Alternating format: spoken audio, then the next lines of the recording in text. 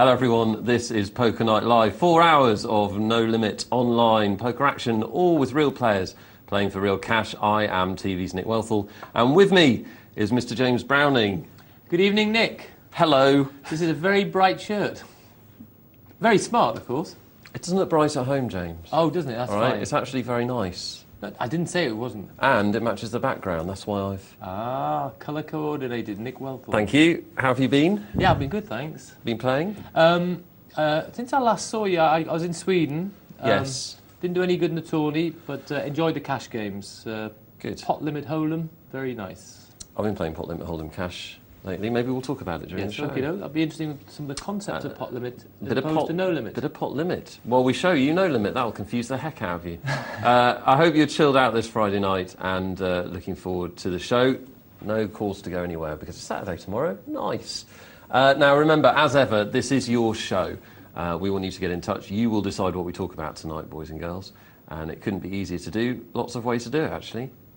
You can text the show on 84222.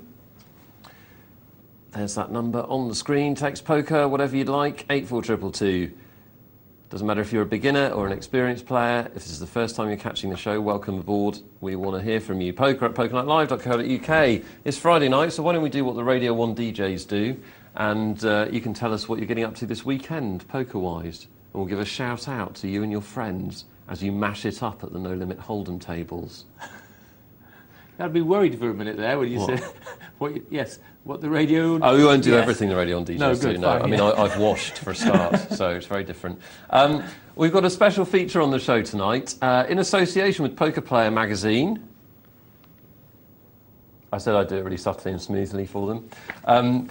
We are giving you the opportunity to play in a televised tournament. We're running a series of, I believe it's 8, something like that, nights where you can compete in a single table shootout style tournament. So you start off with one level, the winner of each table moves to the semi-final, the winner of the semi-final moves to the final, and the winner of the final wins a cash prize, but also wins a seat on for a Poker Bowl special, which will be filmed here, and your chance not only to play on TV, but to win some money. Yeah. So if you want to get involved, the magazine is Poker Player, and it'll tell you how to. But the first one's tonight. So we can see a lot of single tables, a lot of shootouts. Yes, it's our first time we're going to see a shootout on the Poker Night Live, I believe. Quite a popular style of tournament. Well, not popular yet, but increasingly interesting style. And what's interesting is it's come from a long time ago. Oh, really? Yes, Interesting. because a lot of the casinos actually started off with shootouts because they thought that's the way a tournament should work. So they played a table out to the death, and that's how they did it. In fact, in Newcastle, many, many, many moons ago, that's how they ran their tournaments. Right. Pre-Hold'em, when they were doing 7-card stud even. Well, we'll have lots of chance to talk about the differences in playing one of these tournaments to playing in a normal multi-table, and what type of players are good at these and what aren't, maybe. So we'll have that. Of course, we will have the normal games as well, guys, normal cash games and single tables. Are we doing a Beat the Presenter? I think we are. We'll do a Beat the Presenter as well. We haven't even discussed it yet. We don't need your permission, James, all right? We're doing a Beat the Presenter. You're playing. Am I? That's all there is to it. I'm not even tuned in. Right, okay. As ever, guys, we will have a game featuring one of us. We'll be flipping for it. Or something. Sounds rude. Only to you, James. You will be playing one of the tournaments and then analysing the results later on as well. Get the texts and emails coming in. I want a massive response on texts and emails tonight because it is Friday night. And he loves it, please. I do no, like listen, it a I lot. actually beg you, please send them in because otherwise the breaks are just hell. Yes. Please keep him Because I always have to talk to James. No, it's not that, because he doesn't get the email, he just gets upset and it's just... Deep down, I'm a very small man and I need the attention. And when he come in, he's so happy, Do you know the other thing is? around. The other thing is as well, is they've got you here, James. Yeah. And you should take advantage of James's massive poker brain. It's true. So we want a good mix tonight, guys. If you've got a fun email, that's cool. If you've got a serious question or something you're struggling with in the game, get that into poker@pokernightlive.co.uk. Let's get the action going and go to a game.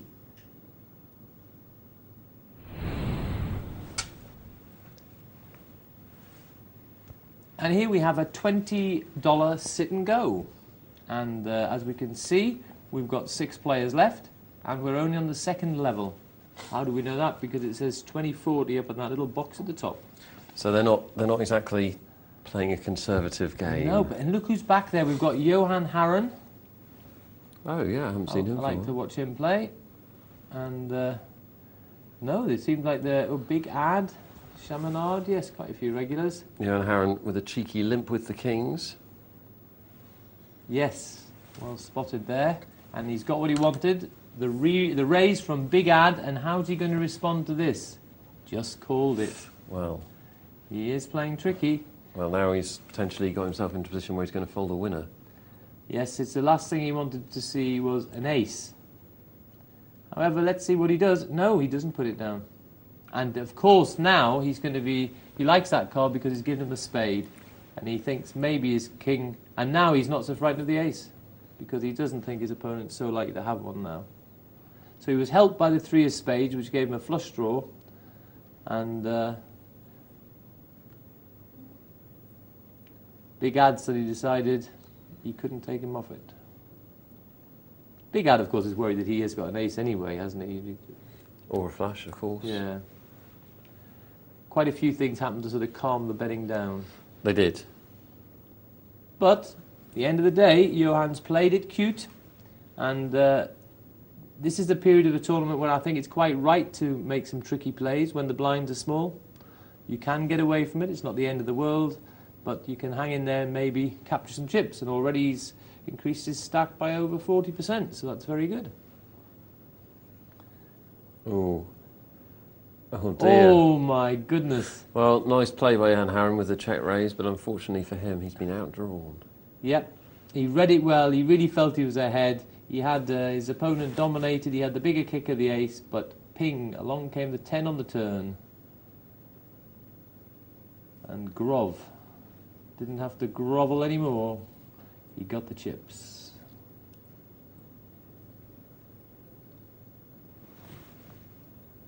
And a motley bunch of cards out there. I think it's going to come all the way around to Spirit Bear, who doesn't want to play either. So Big Ad with his King Queen won an unraised pot, uncontested.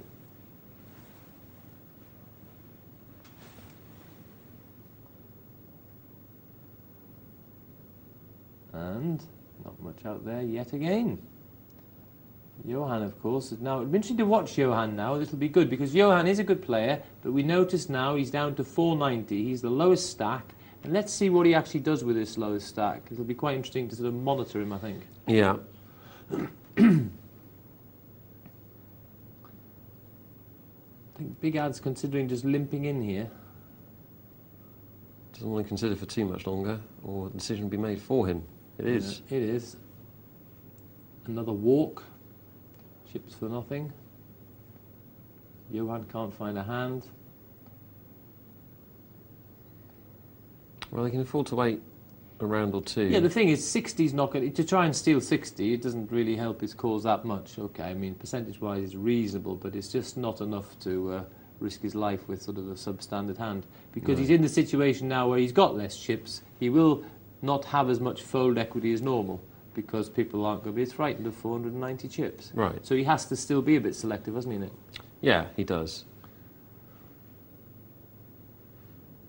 Well, he does. I mean, he's going to have to, realistically, he's going to have to double up at some point, isn't he? He's not going to be able to steal his way back into the game. I quite like that bet there with the trip jacks, because it's possible that he's got his opponent on a draw hand there. And so now he's... it would be a lovely situation there. He'd be giving the guy the draw hand when in fact he's got 2 less diamonds than he thought, because he's got the trips. And he'll be making houses with some of the diamonds. And the thing is, if the guy doesn't like it, then he's not likely going to like it on the turn anyway. So it's not that... You're not giving away that much. Sometimes people just think you've got to slow play every time you get trips. This is not the case. Absolutely not. There are times when it is right to slow play, but it's just certainly not all the time. And that's a great situation really for trips. You think, oh, come on, I hope they're on the draw hand in a way. Yeah, definitely. That's where you can get people to chase. That's where you can get value for your trips, isn't it? You see people checking the trips, and then the flush comes, and then the trip stays in there, and then he ends up on the draw hand. Yeah. didn't get any money on the bit when he had the value, and then decides to stick in when he's having to Well, that's right. buy the raffle ticket. It's not only whether your opponent's got the flush, it's the fact that if the flush card comes, it's very difficult for you to then bet. Yeah, it's whether he's got it or not. Whether he's got it or not. Yeah, you don't know where you are. That's a good point. So, yeah, you should normally take advantage of the ability to get some value. You're right. If you're at a very lively table, well, okay, and you're in an early position, check it then, but you're only checking it to look to come over the top of someone. So I can get more money in here because one of these action bunnies is going to put a bet in anyway. Then you can come back over the top of them. Yeah. So if you think that's the table, but again, that's what's important. We've got to check the makeup of the table all the time. Well, Johan Harren has doubled through. He certainly has. Jack 8, he found... actually missed the beginning bit of that. Well, he flopped second pair. Okay, just on the... Oh, he was on the... Huh? Yeah, okay, he was on the blind, yeah. Okay, fine. Yeah. He thought second pair was good, he was right. Okay, so he had a bit of concrete there, he had a hand, and basically I think that's what we can presume, that one way and another, Johan was waiting to find a hand, at least where he had something of substance, before he invested his last few chips. And I think that would be a very good guideline for us all. When your fold equity has gone down because you're a lower stack, then you need to have something with a bit of substance. And there's Johan passing the king-queen. Oh, yeah, goodness, but look at that, he'd have flopped a straight. Oh, the cruel twists of the cards. I think... not easy to do that, however. Playing a short stack involves a lot more judgment than most players think, in fact. Oh, goodness, yes, I think it's a fine art. It is. Because it is the different... What you say is absolutely right. You don't have much fold equity. It's very, very difficult to steal with substandard hands. But at the same time, you can't wait too long because you get to the point where even if you double up, you're still in trouble. So you're getting to emergency level. So it's a balancing act. Yes, there's a big balancing act. Also, then you've got to look for situations. Sometimes if I've got a short stack, I'll look for a situation where maybe I'll get in a pot where I know someone else will squeeze other people out the pot and leave the extra money in the middle. So at least now I'm getting a really tasty sized pot. I might even be slightly underdog in the situation, but I've got a pot now which is going to really whack me right back into the tournament. Yeah, you can have those situations sometimes, can't you, later on where, particularly if there's an ante, where somebody makes a big opening raise, and you can put your chips in as a call. A lot of the time on the show you'll hear us advocating not calling very much, but sometimes it can be the right move because of all that, because you're so likely to have it heads up. That's right. There'll be the small blind in there, the big blind in there, and if you've got a running ante, that's in the middle as well, and you say, come on then, you frighten everyone else off, and I'll be the brave one and fight you. Exactly. David against Goliath, but when I do clonk you in the forehead with a stone, I'm going to get a big pile of chips. That's right. Well, the thing is, as I've taken to saying on a regular basis, you're never that far behind before the flop. Generally not. Generally not. Yeah. I mean, if you run into a big pair, then obviously you could be in a lot of trouble, but generally you'll have a, 65-35 shot at the money. Yeah. I mean, and actually about the worst you can find is you can find, I think the absolute worst is about where you've got about maybe 6% chance or something, but it's hard to find that. And a lot of times even you've got 10% chance, even with the aces against your ace 10 or something. So 9 or 10% chance against that even. But yes, most hands, the majority of hands, you're not such a dog.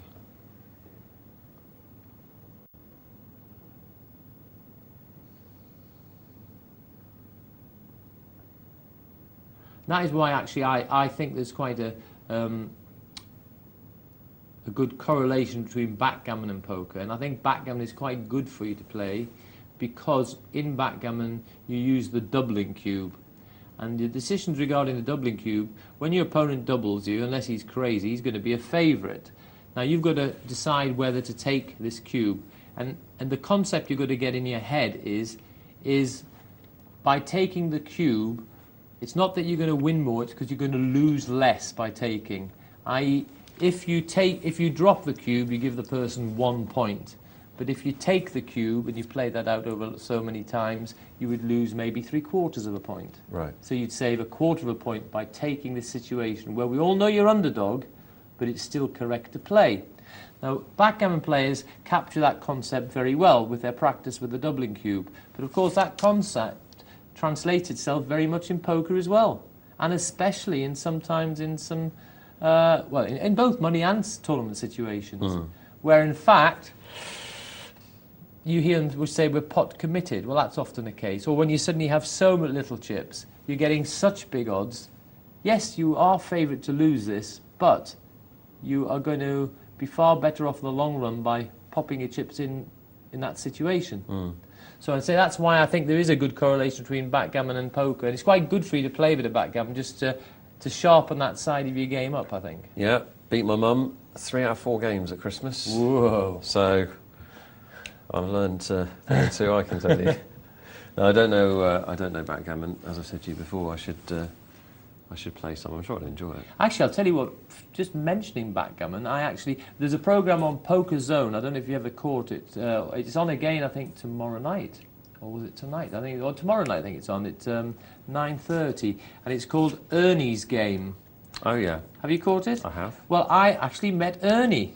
Did you? In Newcastle. Lovely. At Aspers Casino at a poker tournament. Ernie Pick is his name. Now, on that documentary, he probably doesn't come out as the nicest guy in the world, but I met him in real life, and he's a great guy.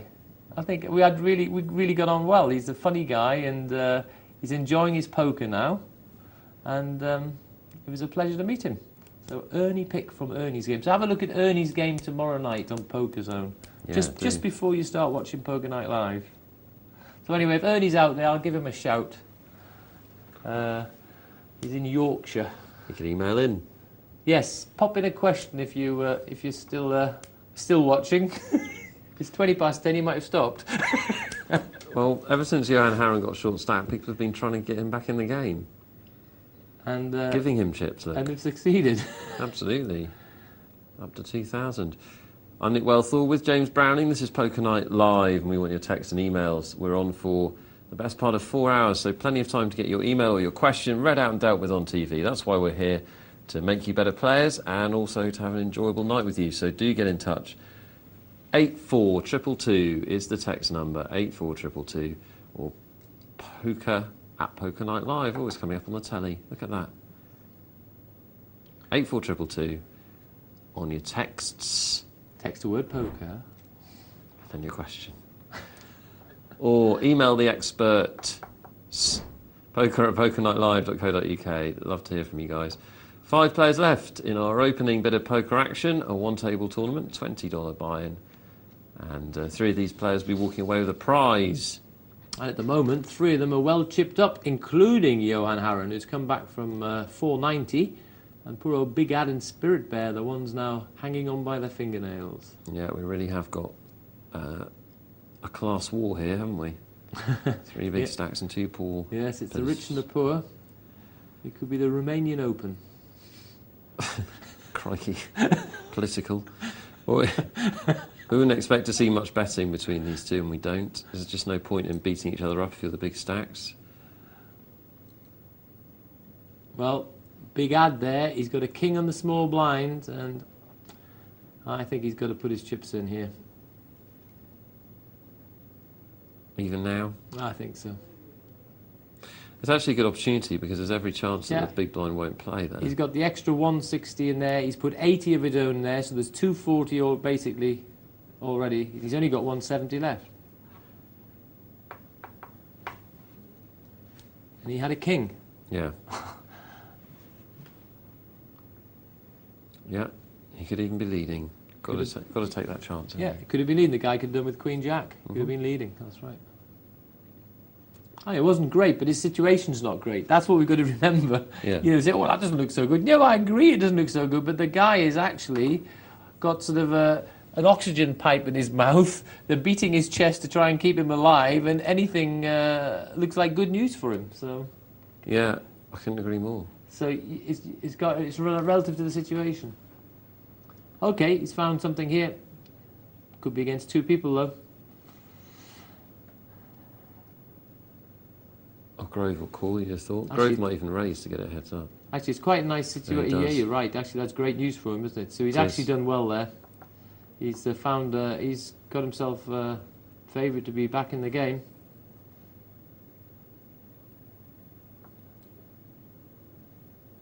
Yeah, a lifeline. But what's happened there, we've got to realise, is very, very difficult. You know, you're 16 to 1 against to get a pair. Yeah. You've managed to get a pair against someone else who's got a pair, who decides to knock the other person out, to be heads up with the under pair.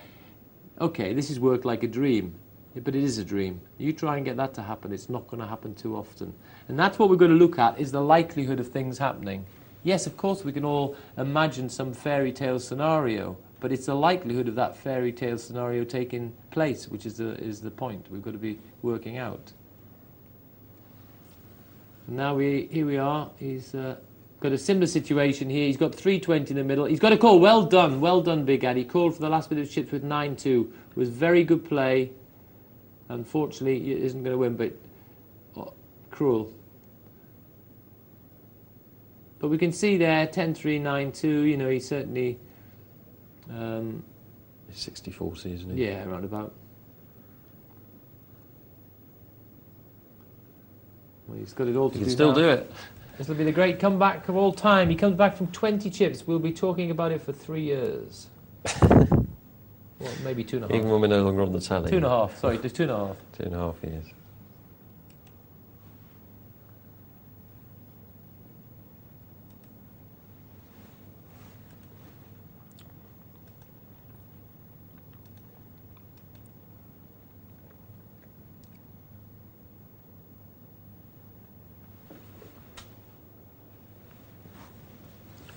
I don't think it was quite that good. It was his 9-2 against a 10-3 was actually nearer 36%. Not quite the 40, but Right, still well, not too bad. I mean, that's where you said. You've used a computer there, James. Yes. I used my head. Yes. I mean. No, I just had to check it because in my head it was 36. I thought that one, so I wanted to check it. Yeah, obviously. No, it's just good to know. But even that, I mean, it's a pretty motley hand, 9-2. So it's still better than a 2-1 shot. Mm-hmm. It's not 2-1 against. It's amazing. A hand as ugly as that, 9-2 offsuit, is not even 2-1 against. Let's to put it in perspective. You're sitting there with your flush draw, and you've got 2 cards to come. You think, come on, I know I can make this flush. Come on. Yeah, you're the same odds as 9-2 is against the 10-3 to make you flush. You're a 35% chance. Well, the interesting thing is he'd be roughly the same chance against ace-3. Yeah, yes, no difference. With slight difference in there because he's got a straight. Yeah, you'd have the ace 3 would have Tiny. the straight draw. You'd probably go down a touch. But the point is, if you're wrestling with these concepts at home, the point is that against a semi-real hand, Yeah, it's virtually no. It's a hardly. It doesn't change. it doesn't change. No. Because he has a 2, which actually hampers the straight anyway. I thought because the 10 and the 9 would be involved in some of the same straights as well. Yeah. Might be a tiny difference. But he's got the 2 card, but it's hampered by the 2 a bit. He goes to. What we're saying is, in conclusion, pre-flop poker is a bit silly. Eights, well, it is, isn't it? It's. There is not a huge amount of skill involved in pre-flop poker. Oh, let's look at that. Pings the jacks. Yeah, the bubble's going to burst here. Spirit Bear's going to leave us without a prize, I'm afraid. Yep, he is bubble boy. He hit his king on the flop with an ace king, which is normally good enough, but not when your opponent clicks trips. Yeah, played itself there. Johan's in the money yet again. He's a consistent player. Yeah, despite going down early. And he's done the flat raise with the Queen 9, giving his opponent a chance to make a mistake. The opponent called it. Will Johan bet? Yes, he does.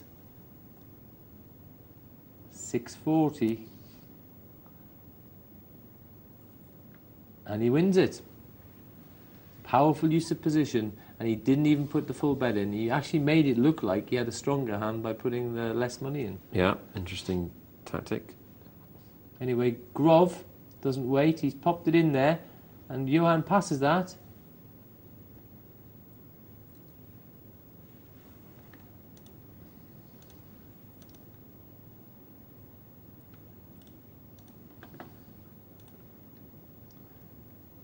Well, horrible hand there for Chaminade. I think he'll let this go. He does.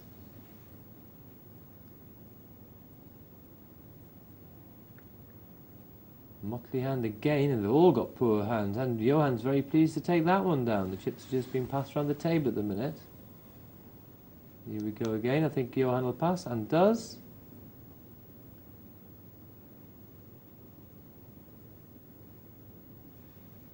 Chaminade there.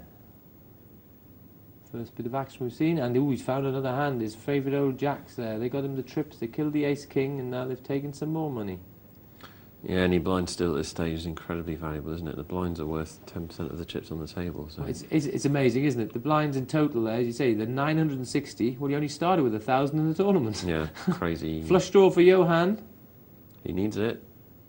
And he gets it. Look at that. How does he do it? And ironically for Chaminade, he's hit his jack, but unfortunately it was the wrong colour and the wrong shape. Well, Grove's going to call here, you'd have thought, and won't like what he sees against the queens. He'll need that king. No heart around except for Johann, so one king's gone as well. He only had 2 kings left because the king of hearts was no good, but doesn't get any king. And now Johann's chip leader in the last 2.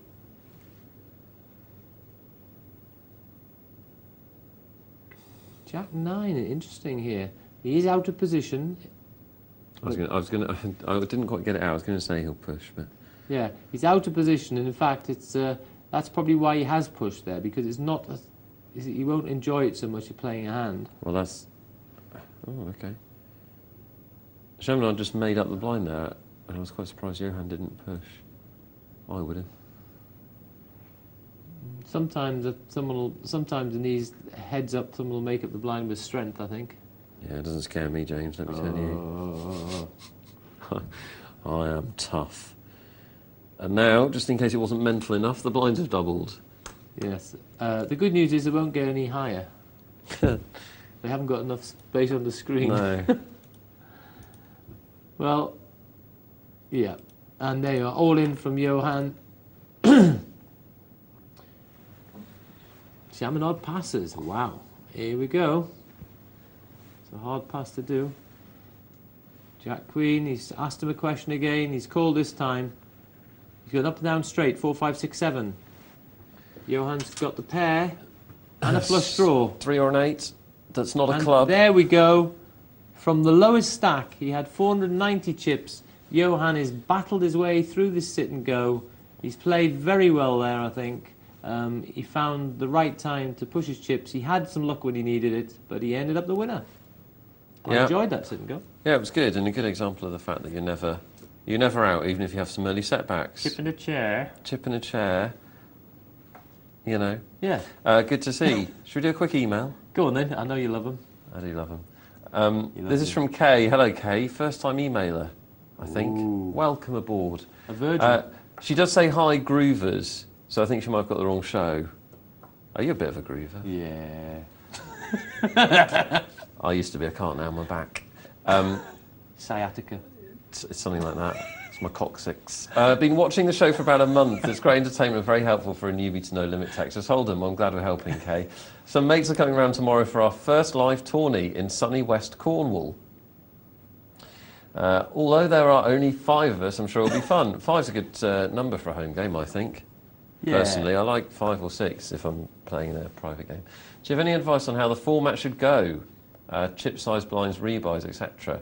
The action starts at 7 o'clock after Chelsea make it to the FA Cup final. I don't think so, Kay. Gotta be honest, likely till then. You're going to go up against Rafa's Red Machine. It's all going to end. I guess we should wrap it up by about 11 or midnight. The girls will be itching to get their men home for some heads-up action. That's dirty, Kay. Any advice gratefully accepted. Any advice now as well? Yeah. I'll give you some advice. Support a proper team, yeah? One with a history that goes back beyond 12 months. My initial thoughts are 1,500 chips, blinds 10 and 20 rising every 30 minutes. 25, 50, 50, 100, etc., etc. Rebuys help to keep everyone involved. Maybe the final rebuy to 9:30. I understand that the tourney venue takes a rake. Is it appropriate for home games? Well, it's not appropriate and it's not legal, Kay. So if you do, don't tell us. What do you think, James? You definitely want rebuys, don't you? Because you want people to have a good run for their money if it's a friendly event. Well, actually, there's two ways you can go, I think, on especially if you've got 5 players there. What you can do is, basically, you've got a short-handed sit and go, haven't you? Yeah. I think, rather than having rebuys, etc., making it all on one event, I would just continuously have sit and goes, and just ones which would probably rattle through. It's probably about 30 minutes to 40 minutes. And then if you get knocked out, it's not so long to hang around. You can probably serve the drinks. The other people are playing. And then you start the next one. I would actually just rattle it round and see how many sit and goes I could have up till 11 o'clock. Yeah. I think that would probably, rather than making this one get more and more involved and probably... The other problem is if you have a tournament, is if somebody does get knocked out shortly after the rebuys end, really what are they going bored. to do? Yeah. Watch the reruns I of think the sit Liverpool and goes scoring could 3? be more fun and give everyone a chance to have a bit of glory. Yeah.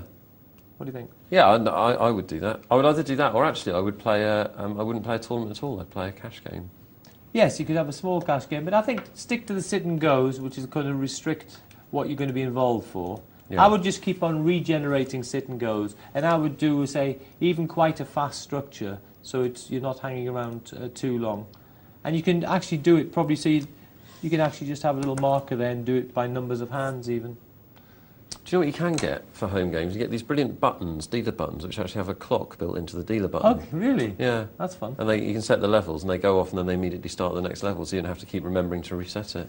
Yeah, why I said count the hands is because, like in a private game, sometimes there might be a moment where you're all just stopping and laughing and talking or whatever. So if you did actually have a sort of like a card there, you just click it over, and you say do every 15 hands or something. Uh-huh.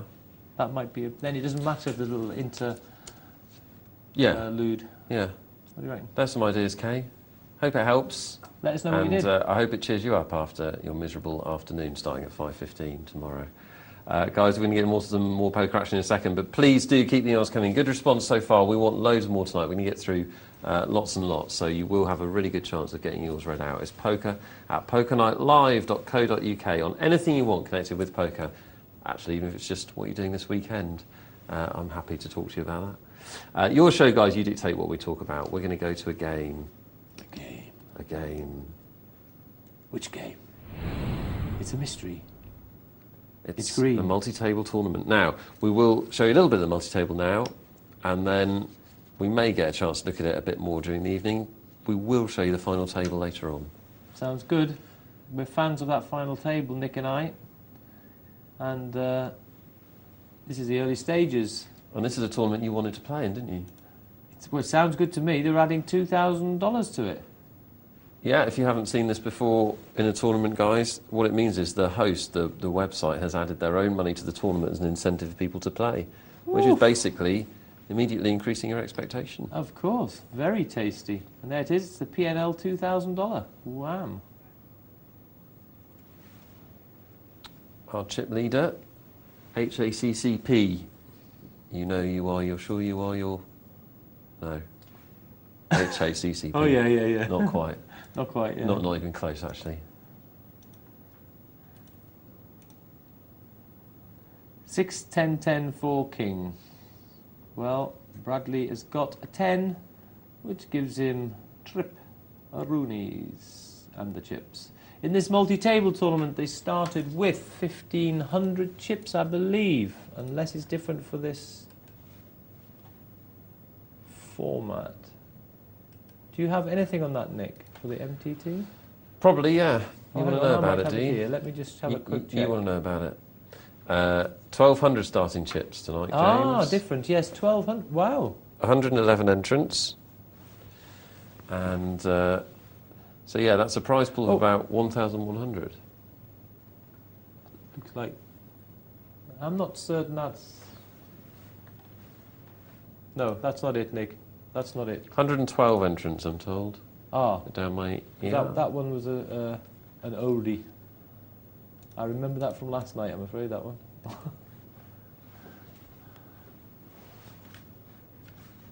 That's the early stages, and to have 5,500 chips at this stage... It's jolly good. It is. It's a lot of chips, my goodness.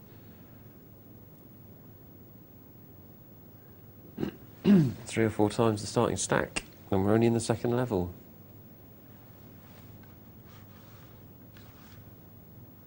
think it's one of the things you can do if you play a multi-table tournament. It doesn't always follow, but if you encounter a big stack at your table, you can make a reasonable assumption that they're going to call a lot of hands, because it's generally true that in order to get those chips, they'll have had to have played more hands than most players. They've certainly called a lot of hands and hit them. Yes, that's a good observation by Nick. Actually, there's a sort of a parallel observation. If you're in a casino and you're watching a blackjack player, and this blackjack player's got loads of chips and he seems to be in action all the time, chances are that he's just being lucky and he's not a good player. Whereas the better blackjack player is obviously only betting when he really realises he has an advantage, which is only every now and again. Yeah. So it's a similar sort of, it's a parallel really, isn't it? Sort of, basically in poker, some of the guys who are in action a lot of the time earlier on are sort of swashbucklers. Well, yeah, you can also tell by the chip stacks, can't you? If they've got a lot of small denomination chips, you can tell that they're playing a lot of hands pre-flop. So this is the multi-table tournament. We're going to be joining it throughout the evening. We'll give you little tasters of it, and as usual, guys, stay tuned because we will have the final table, as much of it as possible, late on in the show.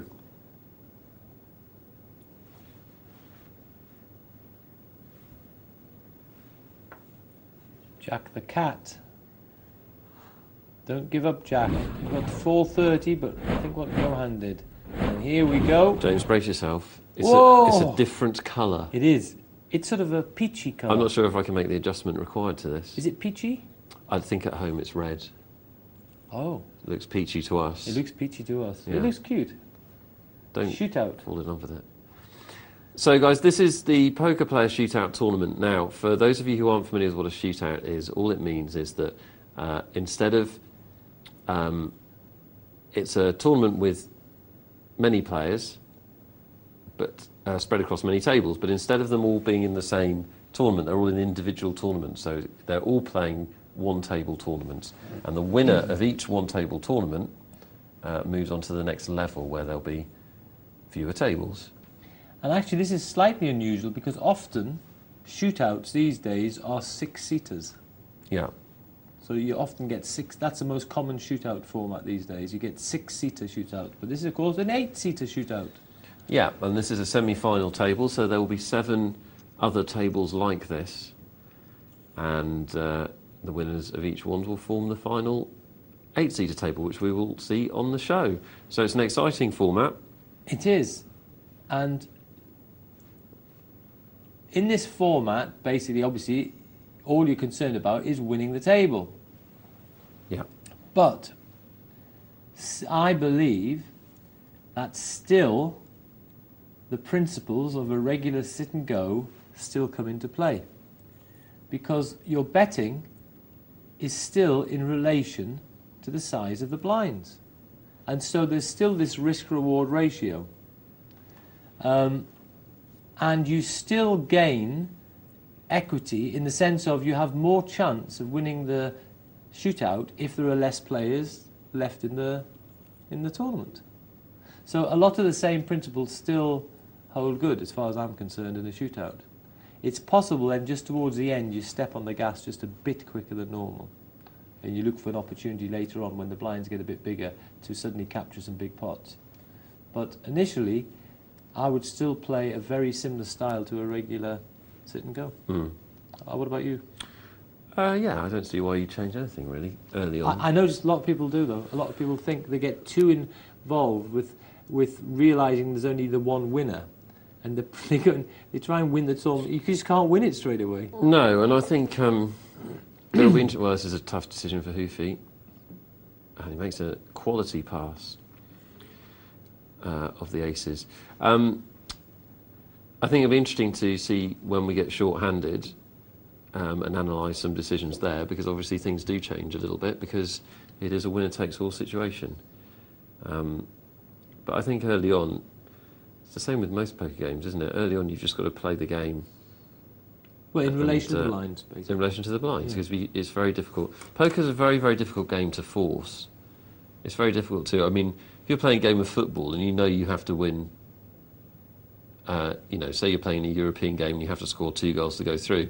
Well, you can play in a more attacking style. You can really, go for it right from the kick-off, etc., etc. Poker's not really like that because you can't dictate other players' actions. You can't dictate the cards. You can't dictate the blind levels. So you can vary your game a little bit, I guess, but I don't. Early on, I'd be with you. I don't think I'd approach it very differently. No, I think keep a similar principle, yeah. What about Middlesbrough, though?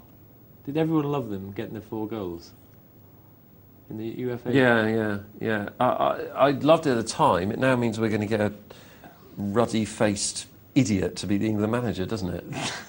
Because apparently we picked the England manager based on who's got the best results in the last month. So he's got it. And what I love about it is that it's McLaren, let's go for continuity. Continuity with what? Utter mediocrity. Let's keep that going. Brilliant. Sorry. Confuses me, I tell you. But it was one of those situations, that match. So I think the country loved to watch them scoring those goals. To get 4 goals when you need them is brilliant. Yeah, it's great. That was a great game. I think the thing is, I do like to watch Hasselbank when he really cracks them as well. I've always liked him. He's a great player, isn't he? Yeah. It's just fun to watch as well. Fun to watch. Well, here we go. 6-4, 10-9 King. 7-10 for Shafty. But it's Queen 10 for Firestopper.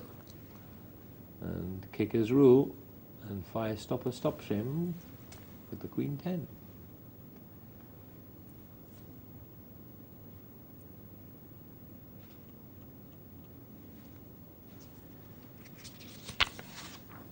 Shafty on the small blind with King Jack, Kojak. Cranks it up to 70.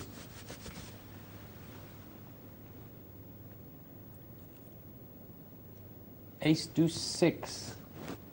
No connection, so we can see that Pablonius with the pair of 3s is actually in front. But with these small pairs, you just don't know where you are unless you click one of them. And there we can see it. Shafty, no connection, sensed weakness, and made the winning hand put it down.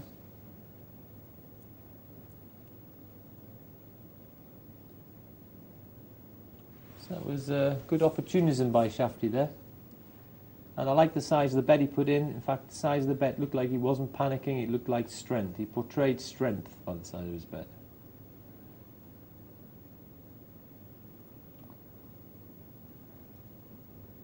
Big raise from the ace-10, 6 times the big blind. Yeah, that doesn't want to call, does it? No.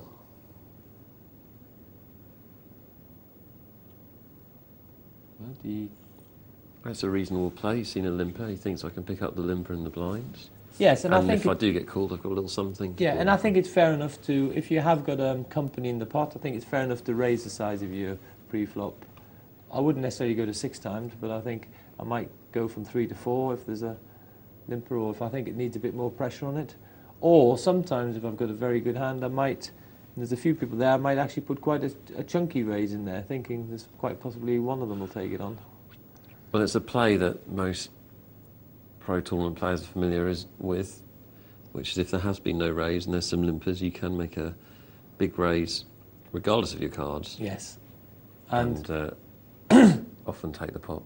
And if there's a lot of people in the pot, of course, and you're in late position and you've done that play, the people in early position aren't just frightened of you, they're frightened that someone else was lurking, waiting for a raise. So they're frightened of the people behind them. I have had a reasonable amount of success in tournaments coming over the top of people doing that. Right. Sometimes you kick yourself for not doing it, but if I've limped in with a pair, I think that's quite often a good opportunity. If you limp in with a pair in, say, third or fourth position, 2 people have already limped, say, and then the button makes a big raise or one of the blinds makes a big raise, if you feel good about the situation, there is an opportunity to come back over the top with a lot of chips. Yeah. Because he probably is making a steal. Risky play, because you're putting a lot of chips in jeopardy, but I think potentially profitable. But the thing is, it is risky, but of course, it's never going to be too horrific in a way, because you're only likely to get one opponent. Yeah. And there's going to be extra money lying in the middle to sort of give you a little bit of odds, basically, or to help the odds. That extra money in the middle sort of helps the overall situation.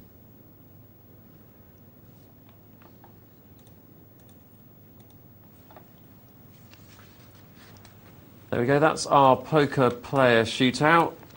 That's poker player, if you haven't seen it before. You did that very smoothly. It sort of like just swivels like on a hinge. I used to be a hostess for a small game show.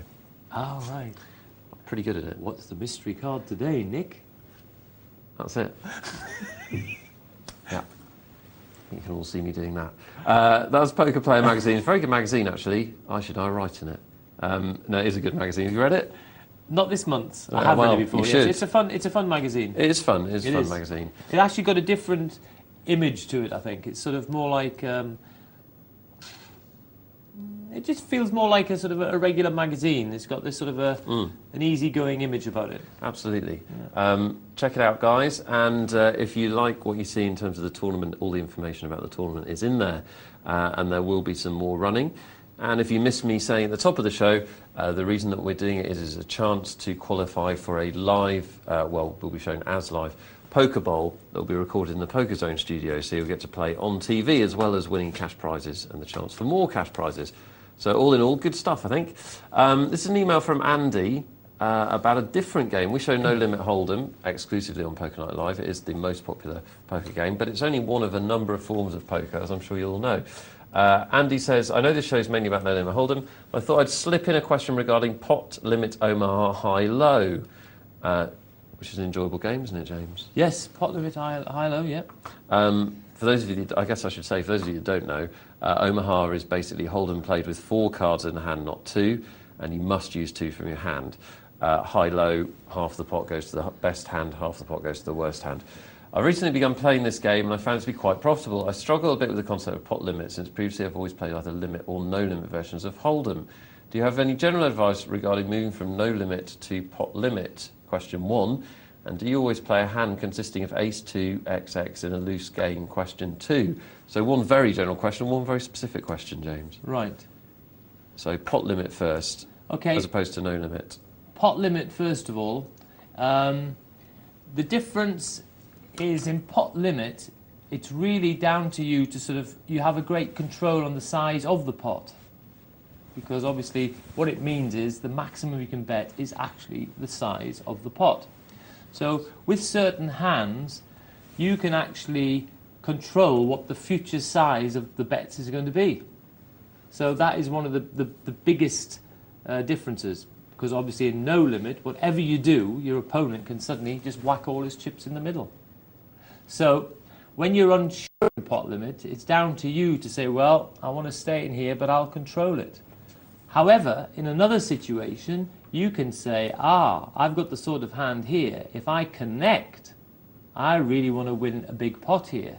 So you can actually make bets which are basically pot building bets.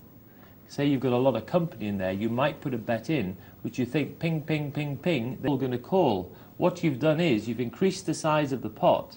You know you've got a type of hand where you'll know exactly where you are if you've hit it.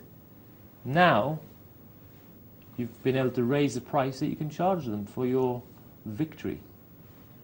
Yeah, I think good advice. I think you can also, and you also end up being able to play a few more hands as well, because the implied odds in pot limit and the fact that people can't protect their big hands because they can't make big raises or big re-raises free flop means that you end up playing a few more hands normally as well, I think. Yes, you can do, again. And again, especially when you've got position. Yeah. Good luck, Andy. We will try and answer your other question after the break. We can go back to the poker player shootout, which will have freezed after the break. Keep those texts and emails coming in, 84222 on the text. poker@pokernightlive.co.uk is the email, and stick with us all night. We'll be back very soon.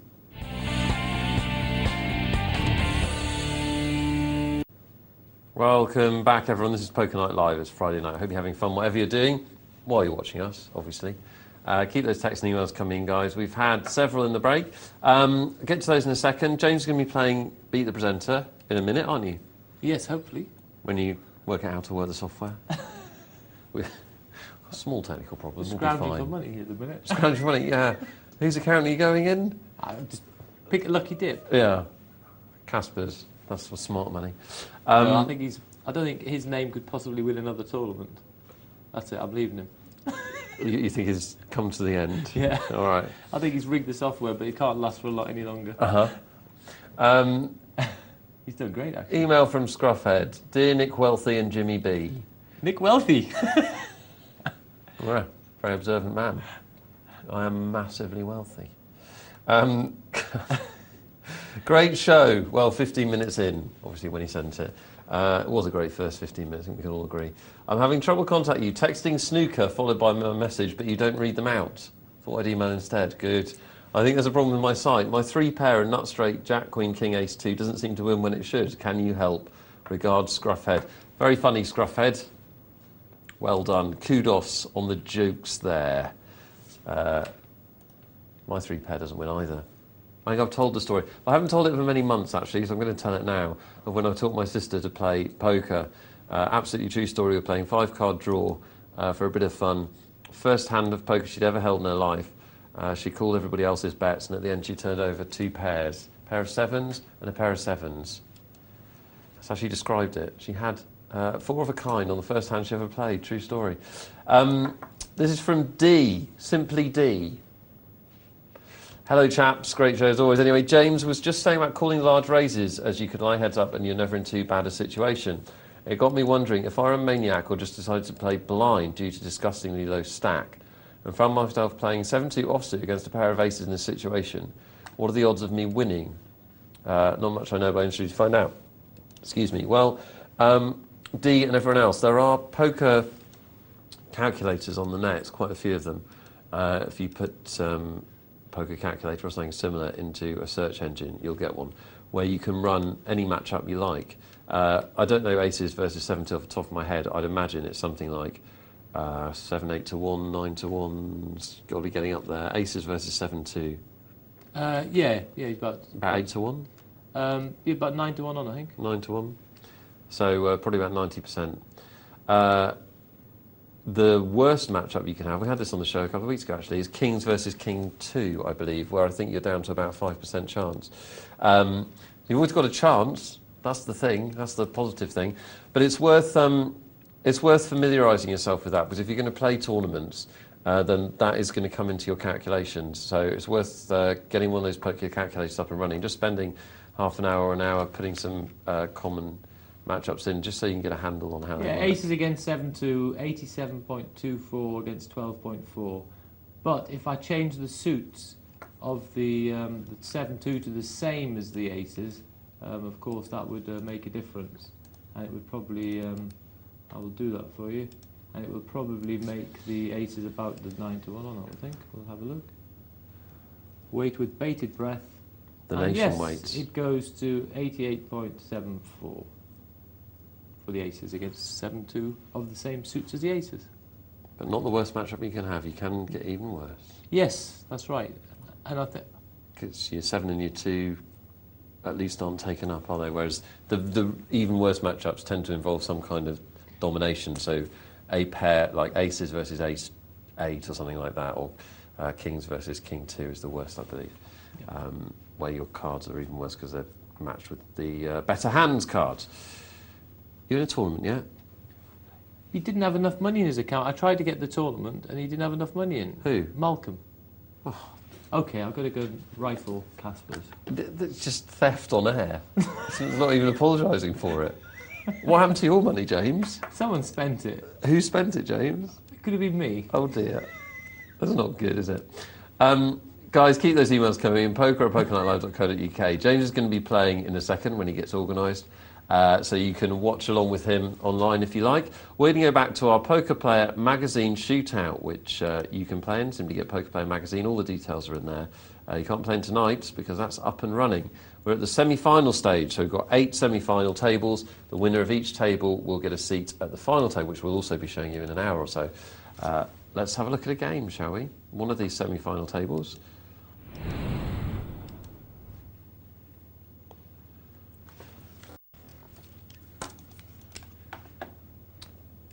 with blinds at 25 and 50. And 7 players left. We've lost one. Pamela M, the chip leader here.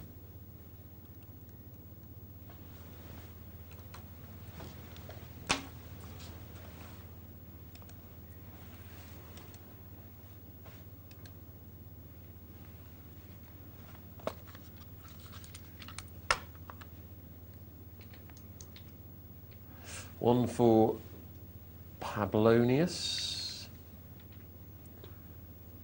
And just in case you weren't here before the break, this is a shootout tournament, as I just explained.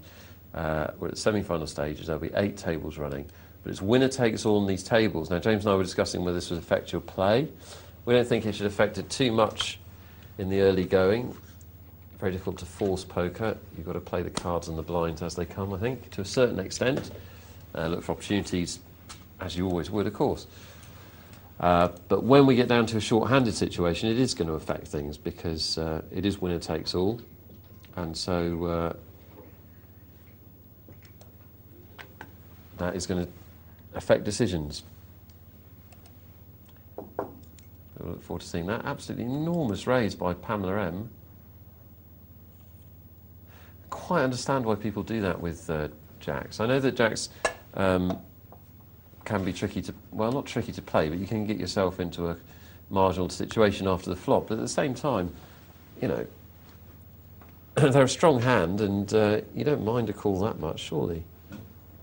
I know that people do. I've seen people push all in with jacks when the blinds are small, just because they don't want to play. But the point is, if you're gonna make a massive raise like that, you might as well have 2-3 in your hand as a pair of jacks, because you're only going to get called by another big pair.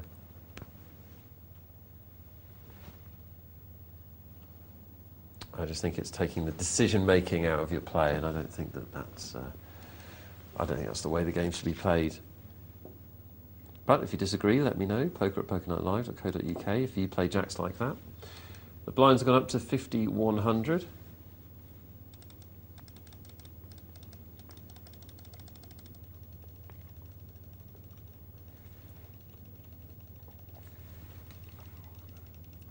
Purdy's in with Queen 10, Shafty with 2 10s, and it's a flop that helps no one. Actually quite a good flop for Shafty. He knows if nobody's got a jack,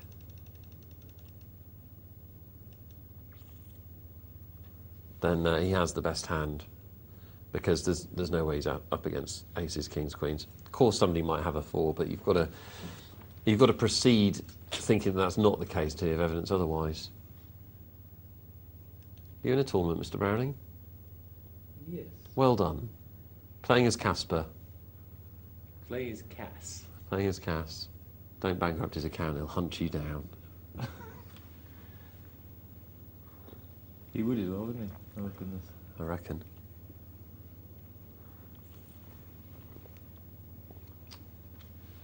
Well, Pamela keeps building that stack. We're a father chip leader, but a long way to go with 7 players left.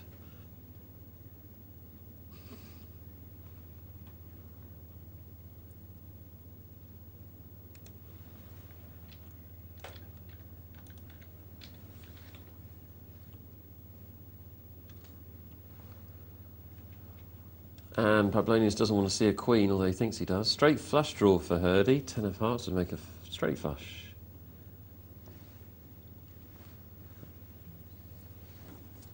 Plenty of outs and no help for Pablonius, but he wants to call anyway. He's got a inside straight draw, nothing more. I want to thank Hoik.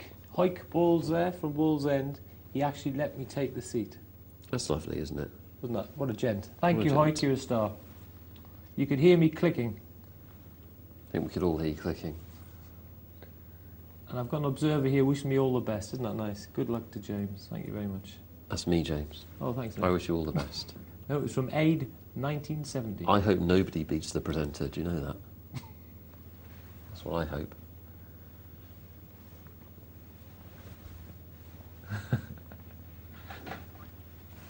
Fast Bandit says, wonder how long it'll be before Liz pops up.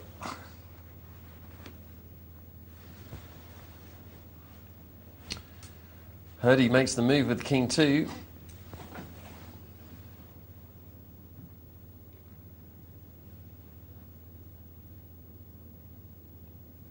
And I don't know if Shafty's thinking about this or just doesn't want Hurdy to make this a habit.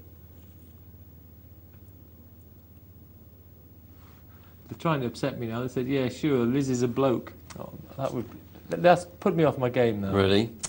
Don't let them put you off your game, James.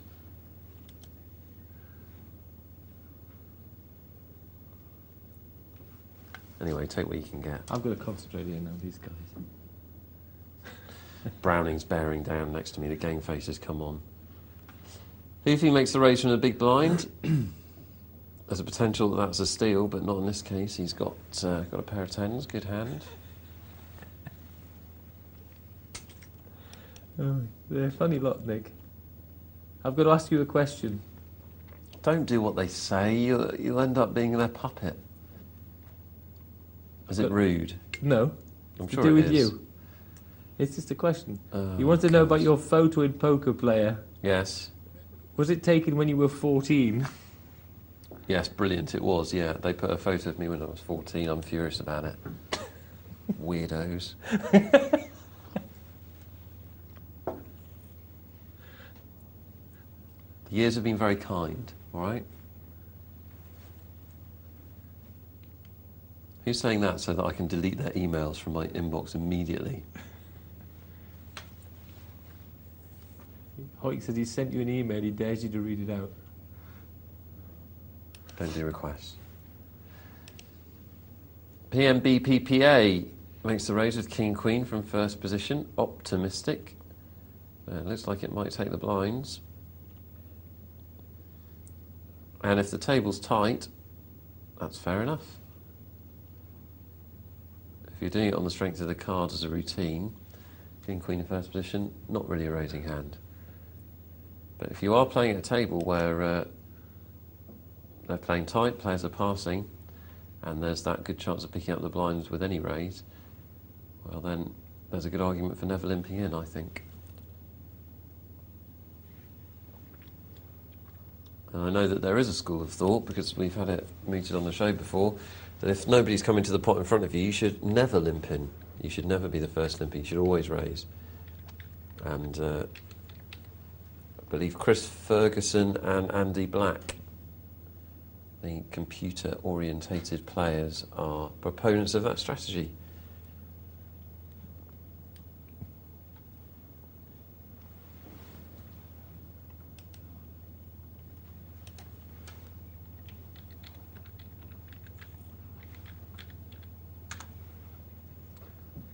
Top pair's good enough for PMBBA.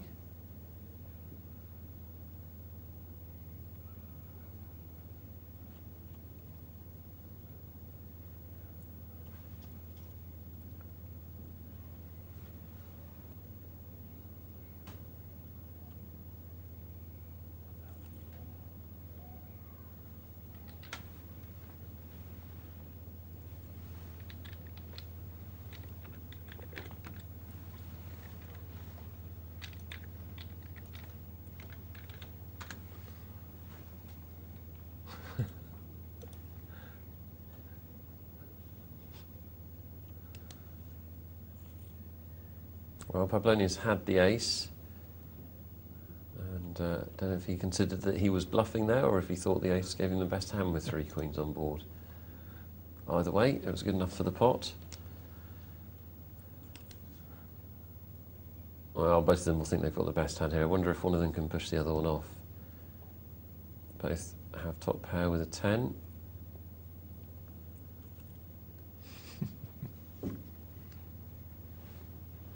Shafty, of course, out of position. Pamela has that advantage. And that's one of those please don't raise me bets, I think, 300 into a 1600 pot. So if you are in late position and somebody does that, disappoint them and raise. These small bets, very, very often weakness, I think.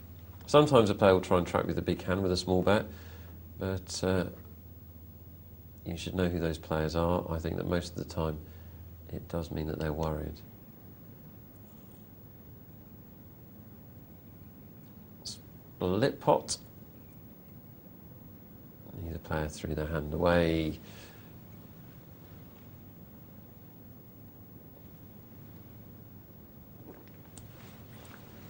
Well, there's two tournaments going on here.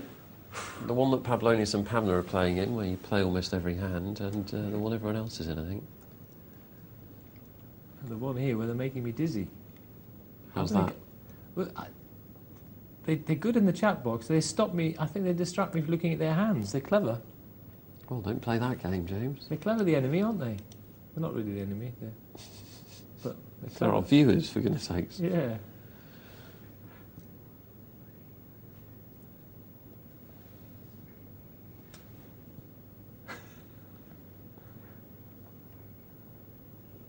They're finding the colour a bit bright. Turn their brightness down. What do they want me to do? We're changing tables. We're going to another semi-final table. This one's got 4 players left, even though the blinds are the same level. So there's been some more erratic play over here. Queens for Gordy in the big blind, a nice discovery.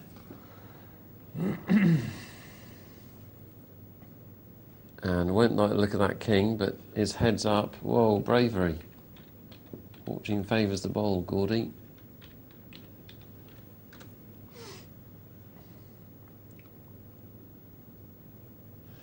Interesting play. I don't think he needed to push all in there, because if he'd made a normal bet, the outcome's the same. If Gingerino's got a king, he's going to play, probably going to raise, and Geordie can get away from the hand and not go broke. However, when he pushes all in, if Gingerino's got a king, he is going to go broke.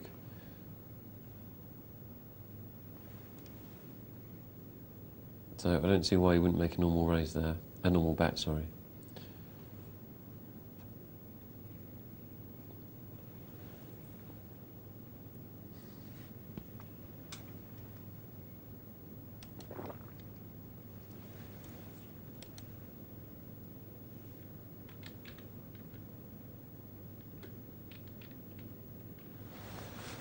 Jackie raises out the small blind. This is where it gets interesting, because on the single table tournaments we usually cover, the top 3 players will be walking away with a prize, but here, of course, it's winner takes all. The winner will go on to the final, the rest will not.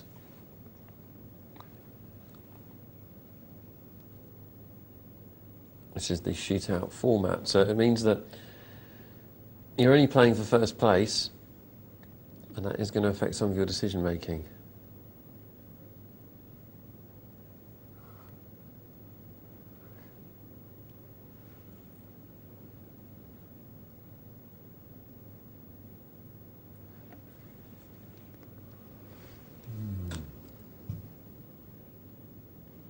Now, exactly how you play at this stage is obviously going to be slightly determined by your opponents. For example, whether or not you can steal chips from them. Your mission, clearly, is to get to the heads up.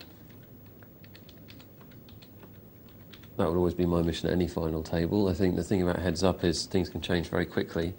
And if you get to the heads up, you're in with a chance, even if you're out chipped.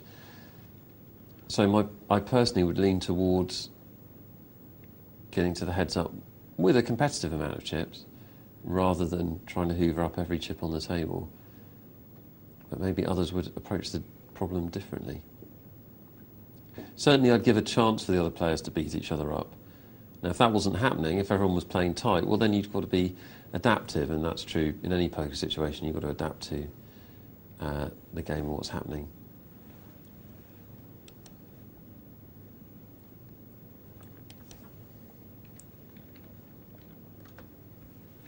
But this has obviously been a lively semi-final, because the blinds are only at 75, 150, and we are down to 4 players.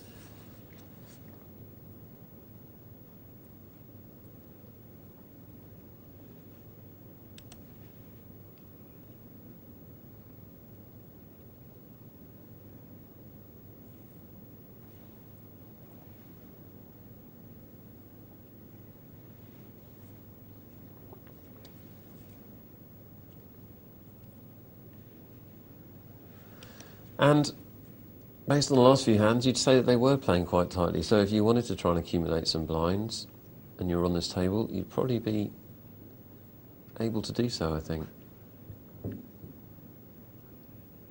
Well, that's an enterprising check raise from Gingerino. And might well be successful as well.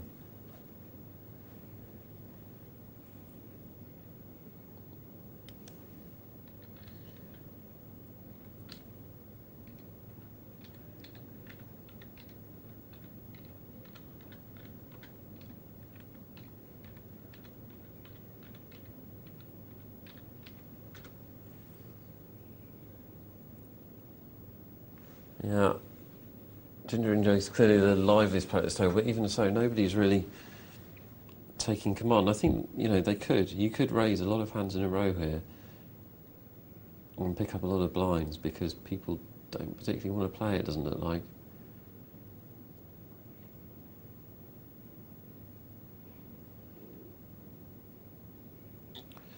So if I was at this table and I was four-handed, my strategy would change. I've seen that players are playing tight. They're not really beating each other up. And so I would look for opportunities to steal the blinds. And not only that, steal pots after the flop as well. I think the players have tightened up a little bit, worrying too much about going out. Thing is, I don't think you want to play big pots unless you've actually got the goods in a big way. Because there is a premium on survival, because we are in a winner-takes-all situation. So I think the ideal would be if you could play lots of small pots, steal the blinds, steal pots on the flop, that kind of thing, and not get involved in big encounters pre-flop like this, for example, unless you have the absolute, unless you have the big pair pre-flop, or unless you have the two pair, three of a kind on the flop. Well, we're in a race here, 50-50. Gingerino's a big favourite now. Oh, Gordy gets out of it. Well, that could be a decisive hand in this semi-final. And as a reward, Gordy gets two more aces. Now that's going to have hurt Gingerino, but he or she does have 1,300 chips. Blind 75, 150. By no means dead. By no means dead. So not panicking is the order of the day, I think, for Gingerino.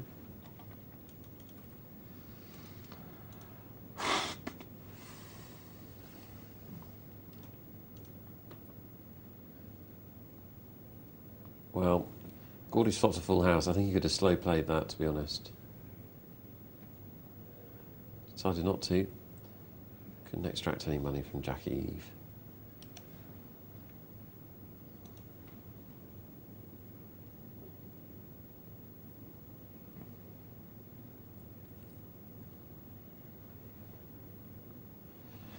This is a bad situation for Jack Eve. Yeah, put his money in.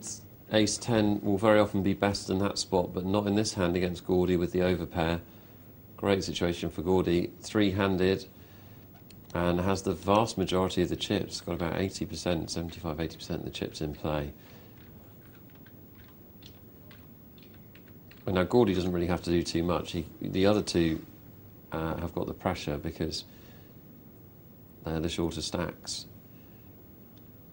Gordy's got his chips for the heads up. If I was Gordy, that's what I'd be thinking. I'd be thinking, I will wait. I'll only play big hands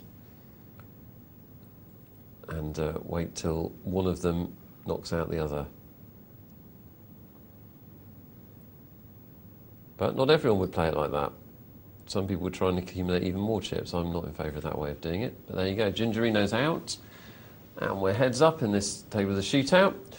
You're watching Poker Night Live, as ever. My name's Nick Wealthall. I'm with James Browning, who's playing in a tournament, which we'll be analysing later on. And meanwhile, we're watching the Poker Player magazine shootout. This is a semi-final game. And there are 7 other tables like this. The winner of each table will get a seat at the final, which we'll also be showing on the show. And we are taking emails, guys. poker@pokernightlive.co.uk for your emails.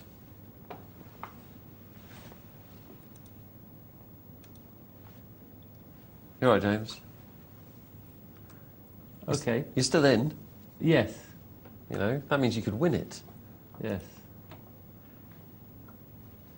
There could be plenty of play in this heads up. I mean, there's 11,500 chips in play, and the blinds are 75, 150. It just depends how the players want to play it. Sometimes heads up games go fast because they're heads up games, even if the blinds are small. But we'll see.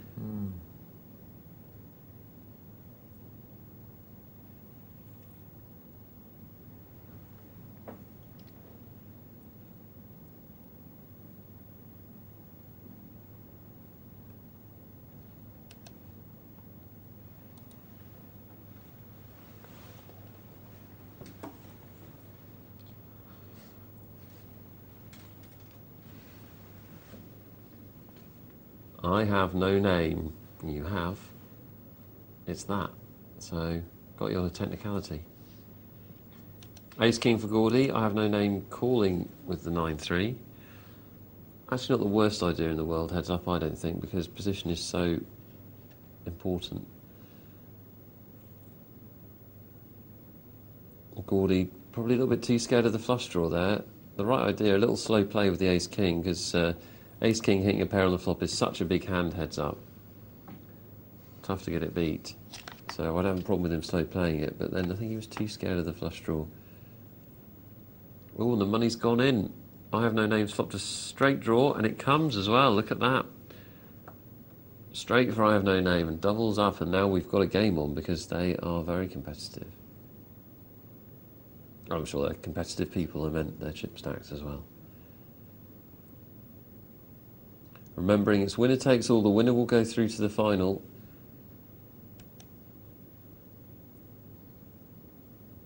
So the worst place to finish obviously is going to be losing this heads up. And because of that, we might see a little bit of tight play now that the chip stacks are even. Obviously neither will want to finish second.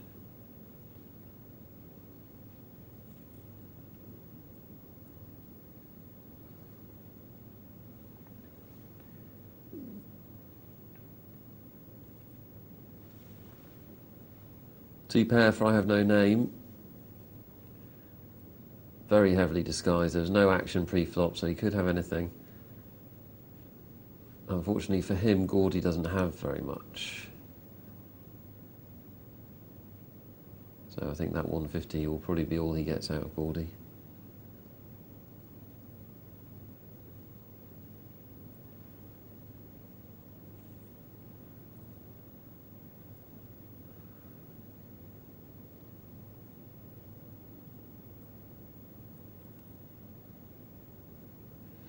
I don't understand that pre-flop raise from I have no name, unless it's with that intention just of freezing up Gordy on the flop. If it's working, that's a good idea. If it was getting to fold his cards before the flop, it wasn't a good idea, because doubling the blind heads up isn't going to do that with most players. Another unlikely two pair. This time it's for Gordy. 10-3, two pair. I think Gordy is costing himself some equity here by making these all-in moves when he's got a hand. I don't think that's the smartest way you could play. He's too worried about getting outdrawn or getting beaten, I think. When you have a big hand like that, two pair heads up is a big hand. Now, obviously, it's not going to win all the time, but it's going to win an awful lot of the time, and you want to give yourself a chance to make some chips.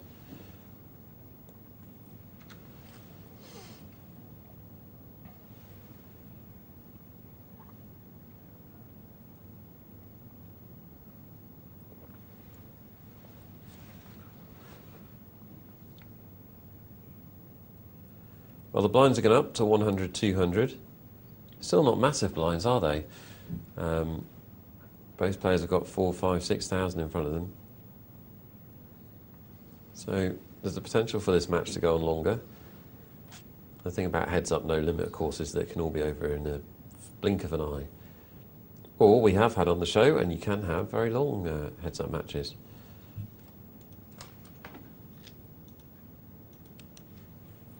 What's your heads-up game like at home? We'd like to know. We do get some emails about it. We'd like to have some more. I quite fancy talking about heads-up. I've been playing quite a lot recently. Playing some heads-up matches online. Something I enjoy, but I know a lot of poker players don't enjoy it. So if you're struggling with it, or if you've got any questions about it, poker@pokernightlIve.co.uk. for all your heads-up needs. Not in the sense K meant earlier, because that was just, you know, dirty. Now, I Have No Name has got a pair of queens. And Gordy's got king, queen. And is betting I Have No Name's hand for him. Will I have no name? Will he raise? He won't. Will he raise on the river?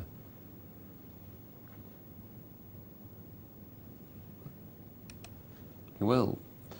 See, again, we return to this theme very often on Poker Night Live. The river is often the worst place to raise for a number of reasons, not least of which your opponent's hand can't improve anymore. So the chances of him putting more chips in the pot are diminished because he has, you know, he is where he is and he's got no way of improving, so he's got much less incentive to put money in because he doesn't see another card. There's also a case that the flush came out. Now, if Gordy's got the flush, obviously I Have No Name's going to get into trouble. If he hasn't got the flush, he's probably going to fold. Gordy makes the big move with a pair of sixes. He's going to get away with it. So if you've got a strong hand, wait until the river. It's only the right thing to do in a few cases. It's not never the right thing to do, because sometimes you could trap a player, but in general, you want to get the money in while players can still improve their hand. They're more likely to pay you off. I Have No Name with a straight flush draw, 4 of hearts for a straight flush. Very strong flop for him.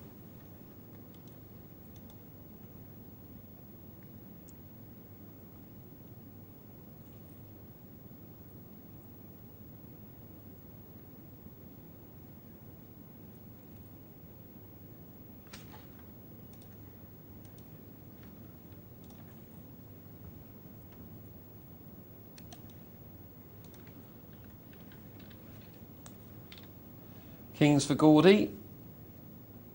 I hope you're enjoying this heads-up match at home. We don't get to see long heads-up matches too often on the show, although the multi-tables sometimes give us them. Different form of poker. And as I say, one I enjoy, but I know not everybody does, so if you've got any questions about it, do ask. That's why we're here.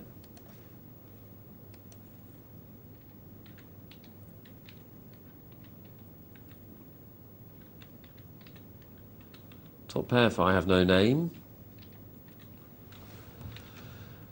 Well, Gordy gets lucky. He decided to make a play on that pot, and fortunately for him, he hit his ace. He needed to. And I'm afraid to say I don't think Gordy's got the strongest heads-up game. He's moving all in too much, and he's not alone in that. A lot of players do that, particularly sort of improving, beginning, intermediate type players. The problem is with moving all in, it sounds like such a simple thing to say, but it's a truism. When you move all in, you better be right, because if you're wrong, if the other player calls or whatever, you're out the tournament. And I still don't understand what's wrong with making a normal level bet or raise in the first instance. I know, you know, people don't like to close other players out, and they don't like people coming over the top of them, but, you know, then you have to make a decision. That's what poker's all about. At times it's right to move in, but moving in for 5,000 when there's, you know, 400 in the pot just doesn't make any sense to me. You're jeopardising your tournament, and the upside's only a few hundred chips. Not good, I'm afraid. Sorry, Gordy, I'm not having a go. There are plenty of people that do the same thing.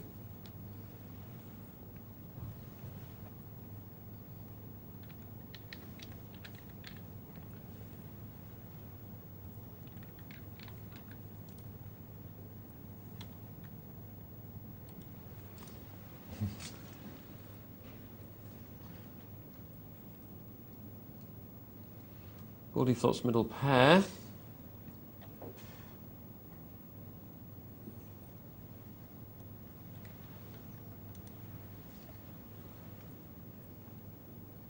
Good enough, and this is an extremely tight match. Still very close on the chip stacks. And close in their play as well. The only only real difference is Gordy sometimes makes these big all-in moves, and I have a feeling that might be how the match ends when he makes a big move in, and I have no name, has something to call him with. Got quite a bit of play here, Nick. There is. You're back. Might be. You might be back. You're just checking in. Could just be having a little look at this exciting stage of the shootout. Well, okay, I'm back. You're back. It's our tournament, and I don't want to big it up too shamelessly, but it has a really good structure. There's plenty of play in it. Plenty of play. You know, we've been watching this heads-up tournament match for a while, and it could go on for a while longer, actually, given the level of the blinds.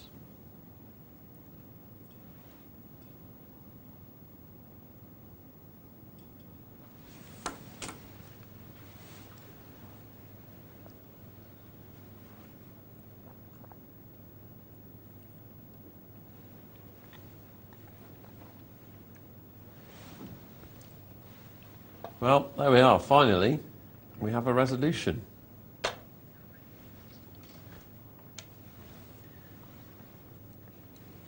wonder if I have no name lost a bit of patience there. Probably a tad, isn't it? Because when you've got so much play there, you can still have got time to be selective. You do see that in heads-up matches, though, don't you? Or you see it firsthand when you're playing them, and also when you're watching them, that it'll last for a certain amount of time, and then one of the players will lose patience or snap, and will push in with a substandard hand. And then just keep on pushing. Keep on pushing sometimes, yeah, absolutely. Yeah, I play some, every now and again, I will play some heads-up tournaments. I'll say and sit and play maybe, quite a few of them. Just play quite a few heads-up tournaments just for practice. And I generally will start off and just let them decide what pace they want to play the match at. And I'll let them decide what price they want to make the raises at. So I'll let them decide. So now I'm getting an indication of what they like to do. Yeah. And then carry on from there. My idea with heads-up matches is always that almost everyone you play has a pattern of the way that they play. There are very few players, it's only good players that vary their play constantly, people like James. But the poorer players, and by poor I just mean not expert, fall into patterns of play. And your mission, in my opinion, when you play heads up, is to find out what the other player's pattern of play is. Because then you know where they're coming from. And as soon as you know where they're coming from, you can start to manipulate them. And heads up actually becomes quite easy then. I actually played, about a week and a half ago, I played a day solid of heads up matches. Didn't plan to do that. Had a lot of work I was supposed to do that wasn't heads-up matches, but very addictive. And I found that if you just watch the betting patterns, and also the interesting thing is the time people take to make decisions. Because this is a tip for you guys, because heads-up matches are played very fast online, if you see somebody hesitate, they're almost always working out whether to bluff or not. In my experience, almost always, and it'll be a hesitation of about they'll take about 50% of their decision than they normally do, because people make their bets and raises very fast, heads up. So look out for that. Not foolproof, nothing's foolproof in poker, but very reliable, I found. But yeah, as James said, play heads up for some practice. Oh no, definitely. I think, and they are really, really good fun. They are brilliant. You know, just and you can play them all. You can play them very cheap. You can play some cheap heads up, and certain of the sites have really good structures for heads up. You can have quite a lot of play. You can play fast ones, you can have turbo ones, or you can have regular heads up tournaments with a really good structure. A lot of play in them, and very good practice for you. We got an email from Chaminade, aka fresh from the game. Karen, fresh from the game. Your Real Gents, great show. And that's the main reason your email's being read out, Karen. That's how transparent we are. Since making the final table in one of my first multi-table tournaments, well done, I've consistently gone out around the 50 players left from 150 at the start mark. This is probably a silly question, but how do I go about analysing what I'm doing wrong, as I'm convinced the fault is mine, not variance? What should my approach be to figuring it out? How do I go about it, please? Thanks for help, guys. Have a great weekend. Well, same to you. I think the first thing that you've done is great, in that you've obviously taken responsibility for not doing as well as you'd like, and you want to do something about it, and that's the first step, and a lot of poker players don't even get there.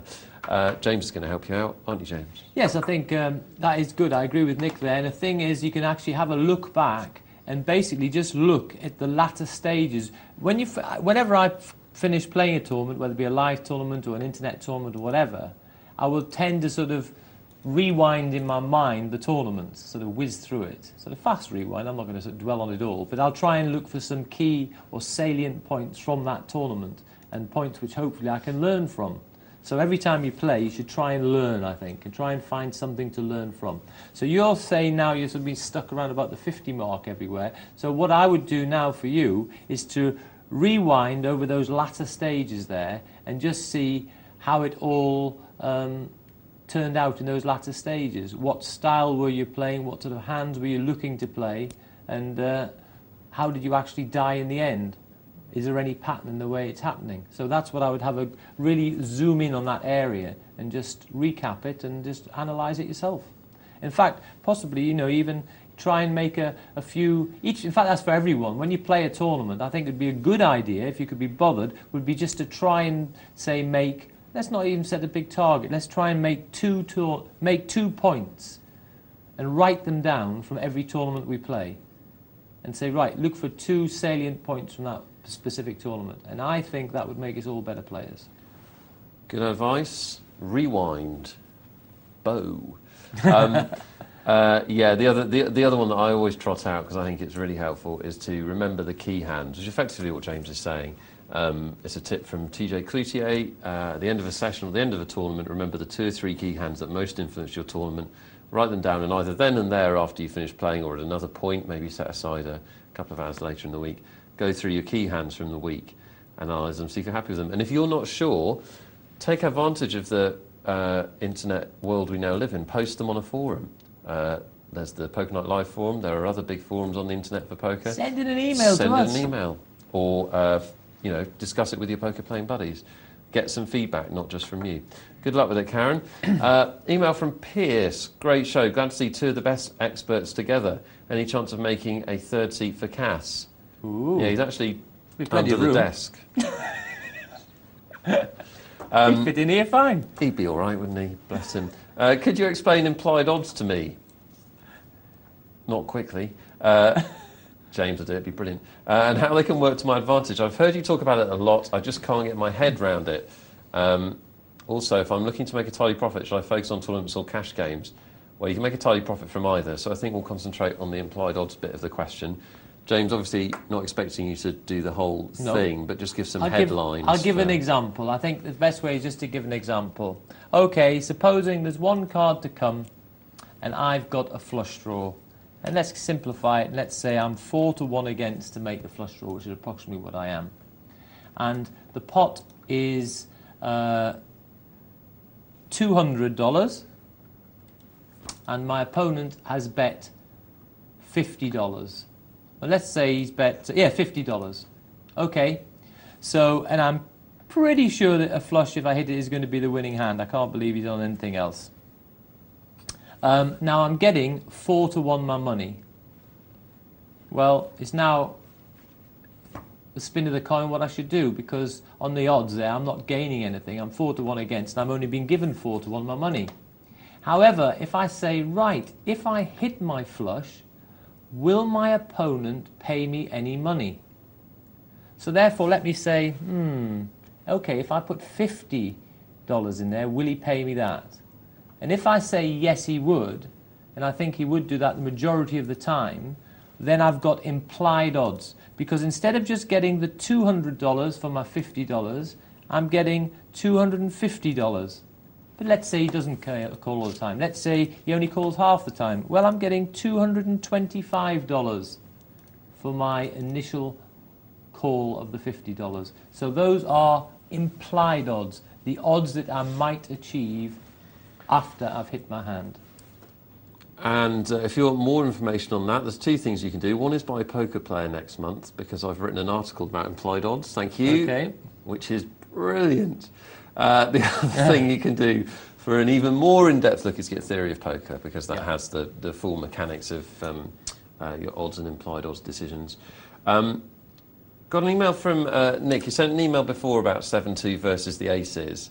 And he's just written back to say it was interesting. He found it a bit of an eye-opener that the 7-2 has a sporting chance against aces. Yeah. I think it's worth us just talking a little bit about that. My current hobby horse, James, All right. is that... Nick's hobby horse. Nick's hobby horse, new feature, you'll enjoy it. New feature of the show, Nick's hobby horse. I'll just get on it. Is that the way poker's being presented and taught at the moment has far too much emphasis on the first two cards. And I think this is for a number of reasons. Partly it's because of the predominance of tournament poker, which when you get to the later stages in tournament poker, most of your decisions are based on the first two cards because the blinds are so big. And secondly, the sort of underpinning of this by when you see tournaments on TV, World Poker Tour, the other tournaments that are shown, they are all about first two card decisions. Whereas actually, if you're going to be a winning poker player of your lifetime in Hold'em, how you play after the flop is actually, I think, much more important because it doesn't take that long to teach somebody correct starting hand strategy. And what separates the really good players is actually how they play after the flop, I think. Yes, and I agree with that, but I think the bit I'm going to highlight is what you said earlier, and that is it's because of when we're looking at the final table, when it's a six-seater table, the blinds are moving up so dramatically. When we look at a sit and go on here, the sit and go, this is very fast poker. So a lot of it, unfortunately, is pre-flop because there's no room to play. You're down to 700 chips. Well, what if you put 320 in? What are you going to do?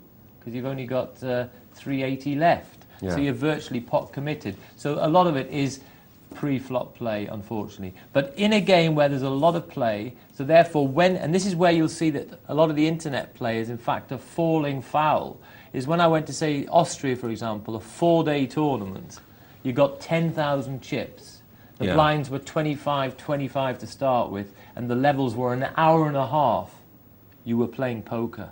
This was real poker because now you could control the size of the pots, you could have a look at different pots, you could play all different sorts of hands. This was loads and loads of poker. And you play for 9 hours one day, 9 hours the next day. Man's poker. But so much play. And that, of course, great poker. And that is where the skill comes in. And now pre-flop, as Nick said, so what? It's how you can play on the flop which counts. And I do think it's a shame because I think Hold'em's a great game.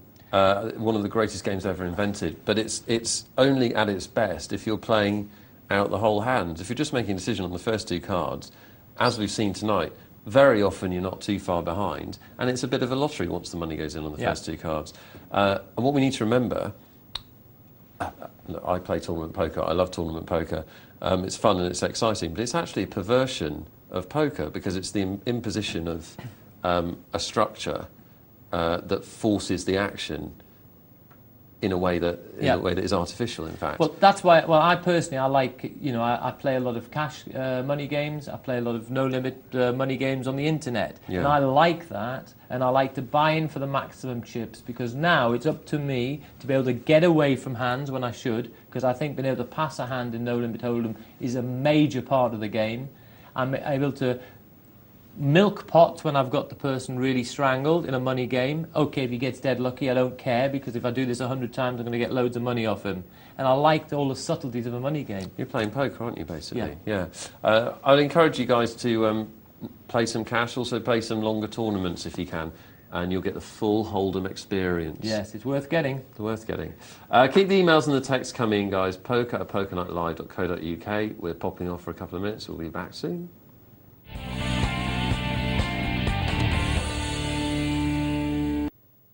Hello again, welcome to the second half of Friday night's Poker Night Live. And you're not going to believe this, James, this half is the good one. Yes. Hard to Second believe. wind, the adrenaline rush. First win for some of us. Oh.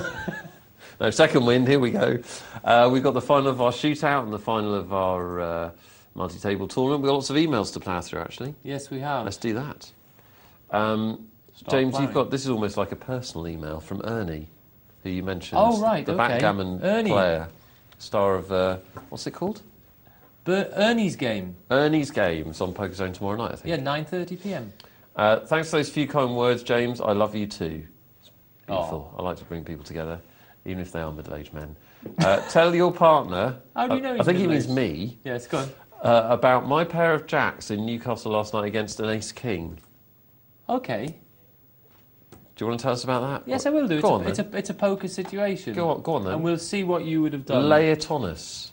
The blinds, now I have to remember now, you can see what he's tested my memory, isn't he? The blinds were 400, 800. And everyone passed round to the person in seat 9, who made it, I believe, 2,500. Am I supposed to be listening? Yes. Oh. You have to answer the question. Okay. Blinds are 400, 800. Yes. Everyone passed around the person in seat 9 who made it 2,500. Yes. Ernie, who's matched by chips by the guy, and has got about 9,000 chips, is on the small blind with a pair of jacks. Yeah. Over to you, Mr. Wealthall.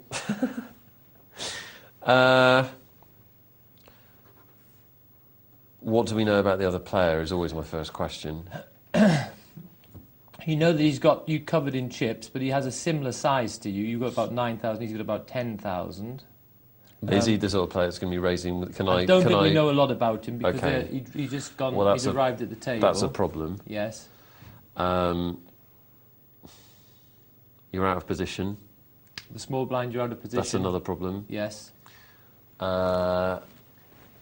It's so difficult, isn't it? Because... He himself didn't feel... He thought that the guy might have even been stealing. He didn't feel that he looked too strong.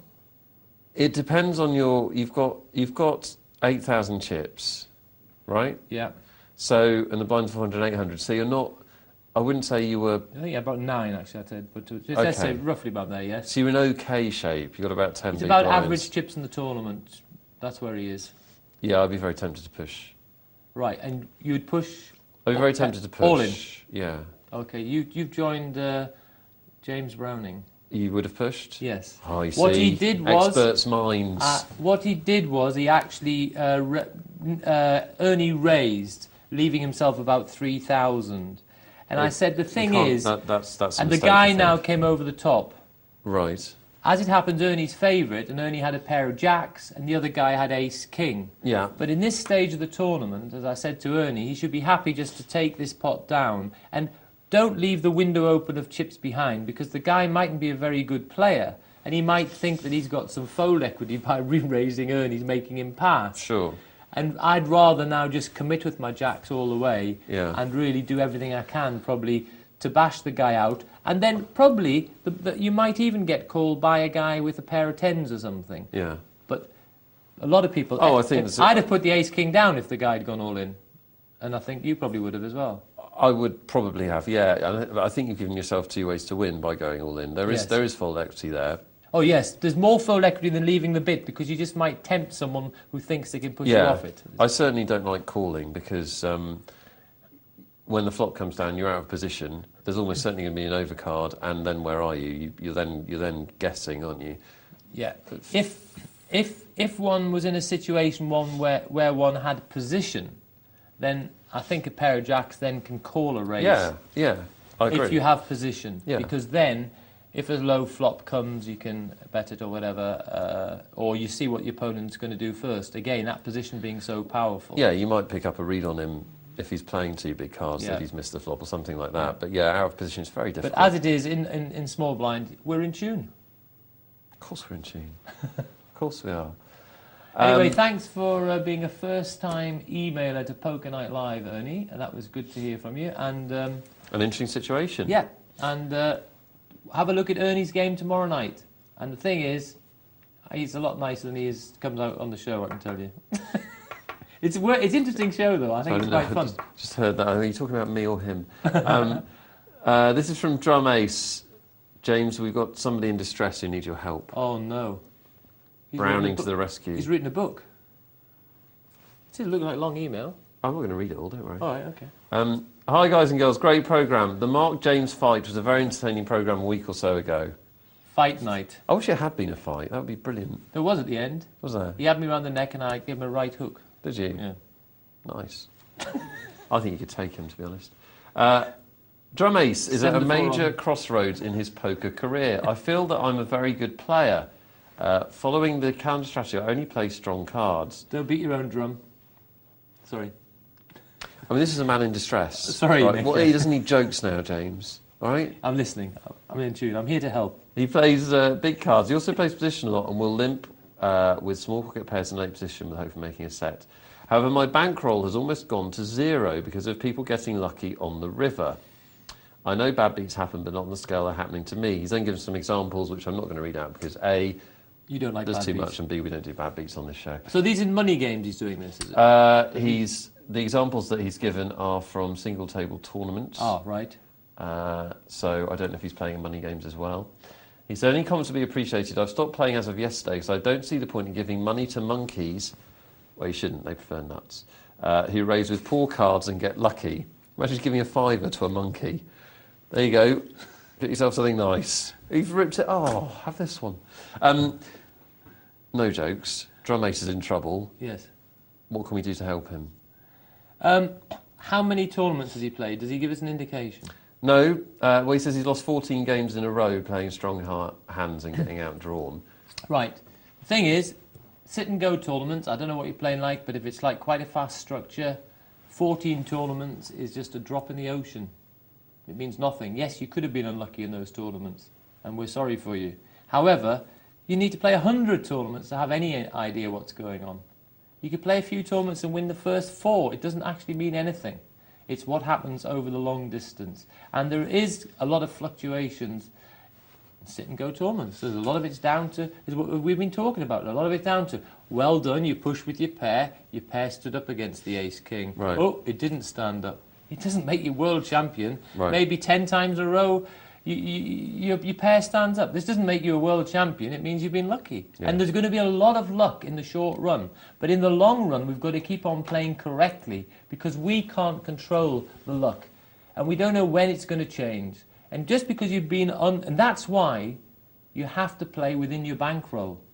You have to be able to play so you can play 100 sit-and-goes. Can we focus on that, James? Because I've become convinced over the last 3 to 6 months I've been thinking about this, that almost everybody, and I mean almost everybody playing poker, even some of the best players, are playing at limits that are too high for their bankroll and buy-ins to tournaments that are too high for their bankroll because they don't really understand just how big variance can be and how many buy-ins or tournament entries you need to have a proper bankroll. I think people play too high, partly because they want the excitement, partly because of pride, because they want to test themselves at a higher level, but also because of a misunderstanding of just how much you need in your bankroll to play at a given level of the game. And the lack of understanding of what fluctuations you can have. Yeah. Listen, in the major tournaments, the best player... Let's suppose we knew who the best player in the world was. Let's say it was... I'll try one of yours, hang on. Go on. Let's say it was... Who's on the front? James Browning. It's Phil Lack, Okay. the Unibomber. The Unibomber. I can't see it because I'm looking at the back page. I understand. No. Phil Lack. Let's say he's the best player in the world. He could go play for a year and never win a tournament. Very likely to. He could play for a year and not even feature in a major final. It wouldn't mean to say he was playing badly. It's just that there's big entry fields. These are the Grand National of poker all the time. Hundreds of players. You can get unlucky. Okay, he is entering a lot of tournaments. He probably will feature, but it could happen. So therefore, what we have to do is we really have to be able to stand the test of time. And so therefore, I agree with Nick. I think people's eyes are too big.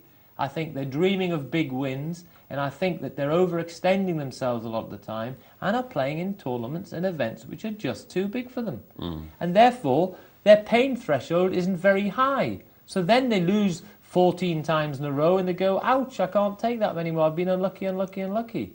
Well, we shouldn't. We should still be able to carry on playing because we should be able to go like 100 to have a proper assessment of where we are. If then we still say we're doing very badly, well, quick. Now we should be definitely be, our bankroll will be depleted anyway, so now we have to drop down. We've got to go down to cheaper levels until we eventually find a level where we can survive. Yeah, bankroll management is such an important part of playing poker regularly. Drum Ace, obviously that's not going to be much solace to you now. If you are doing what you say and you're playing the strong cards, and if people are outdrawing you, remember what an outdraw is. An outdraw is when somebody has got lucky, I hate that phrase, somebody has got the best of a bad statistical situation. They've got a chance to win the hand, it's not as good a chance as yours, and their number has come up. So they have outdrawn you. If you the logic of the situation, the immutable law of the situation is that if that keeps happening, you will eventually make money. If all that's happening is people are outdrawing you, you will eventually make money. But the key thing for you at the moment is clearly your confidence has gone with the game. So all I can recommend you do is you take a break, go away from poker, come back and play at a lower level, at a level where you can stand these variances and these swings. Just it's the old thing. In the short run, luck is the predominant factor. In the long run, skill is the determining factor. And that's how it is.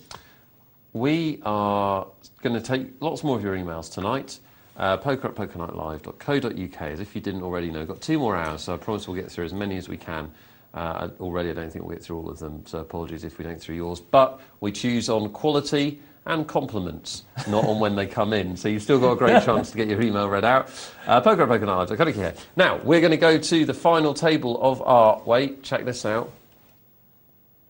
Poker player in association with tournament. The winner of this table will get a seat in our studio-based poker player tournament, which will be happening in the not-too-distant future. If you want to get involved, we've got several more heats to fill up that final table in the studio. So go and get the magazine. All the information's in there. Meanwhile, let's have a look at this final table. Looking to find our TV player. TV player. 8 of them fighting it out. We're right near the beginning. All of them 1,500 chips to start with. And Gordy, we saw him win his semi-final. PMB, PPA we've also seen tonight. The rest, I think, are actually all new to me. I don't think I've seen any of them before, which is fun.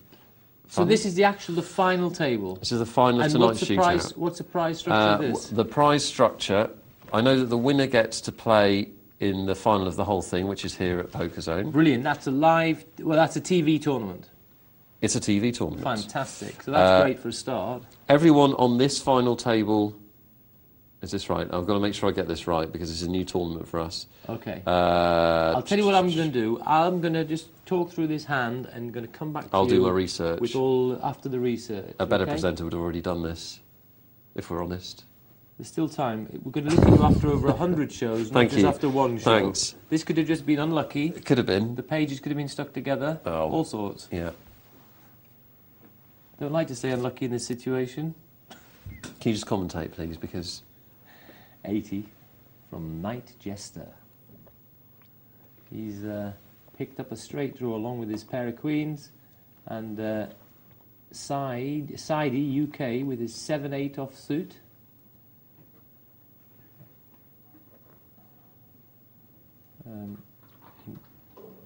In memory of Mr. Bannon, I think. That's 80.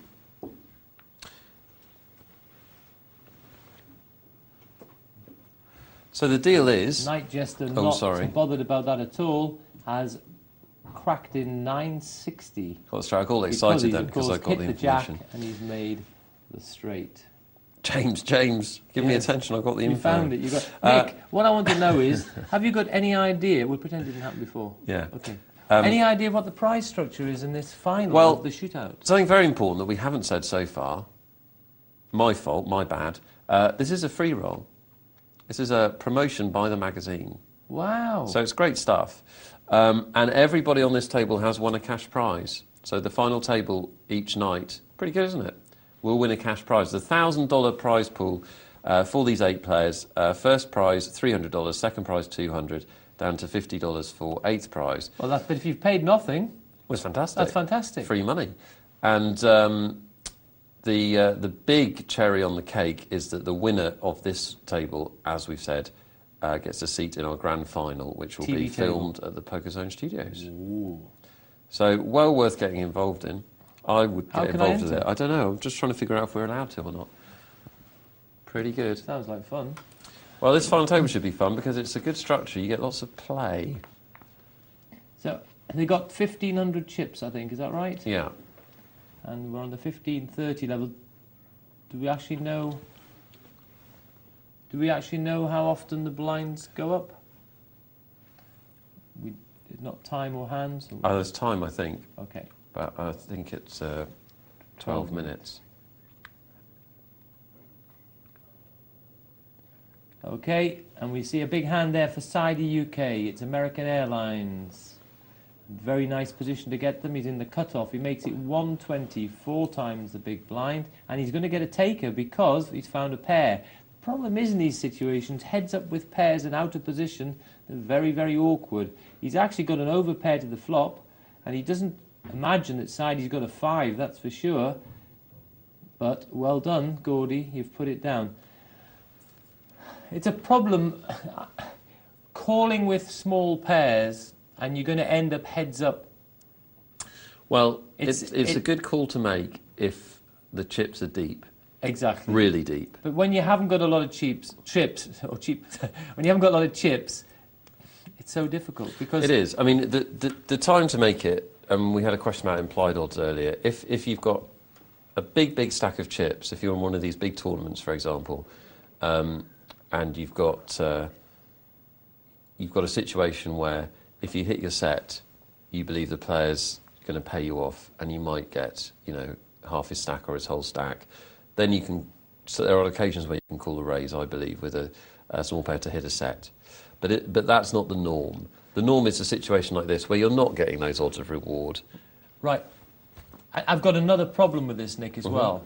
Is if I'm calling with a small pair wanting to hit a set, I want there to be a lot of people there. Because if I hit my set, I've already taken up one of the cards on the flop. There's only 2 cards left there to connect with someone else. So therefore, when I'm just against one person, I'm now wanting to hit a set and wanting him to have some connection with the flop and want to be able to fight me. Wow, it's asking a lot, isn't it? Yeah. Whereas when I'm playing a small pair, I want to be there against quite a lot of players. So there's more chance that if I connect, I'll still have someone who wants to fight and pay me off. And that is a problem with playing these small pairs heads up. If you're an aggressor with a small pair heads up, this is slightly different because we've got that magic FE on our side. We've got fold equity in our pocket. So it's a two-way option. We can win without the cards being shown, or then we try and win just with the pair. Yeah, I think Dan Harrington talks about that in one of the tournament books. And he's just making the point, exactly the same point you just made. In order for it to be worthwhile playing the small pairs, a lot of things have got to go right. A lot of things have got to fall in your favour to make it profitable. You've got to hit your set. Your set's got to be the winning hand. Somebody's got to want to pay you off. They're actually hands which, for a lot of players, don't return a profit, because a lot of players will play them regardless. No, if you'll check out on Poker Track and things, they'll be losing hands for a lot of players. And do you know where the problem is? Is when you've been a little bit card dead. Absolutely. And you suddenly see a pair, all of a sudden, it looks like gold dust. And you think, oh, well, I've got to play that. So then to have to build, the opposite is, oh, I've got to put this down as well. It seems horrific.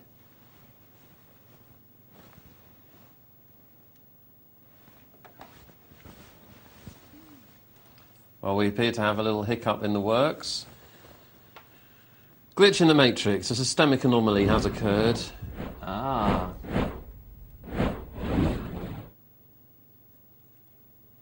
This is the equivalent of being put in a holding pattern above Heathrow, the 50-cent $1 cash game. We're going to try and sort out the problem with our shootout final table, guys. Apologies for that. You've been moved to the 50-cent $1 cash game. Thank you. Okay, here we are. That's James doing an airplane. Well, we haven't seen the cash tonight anyway, so there's his Stan the Man. Look what he's got. 8, 9, 10, Jack, Queen. That's why he's Stan the Man. Okay, cash game. Maximum you can buy in for is $100, minimum $10. We have only got 5 players.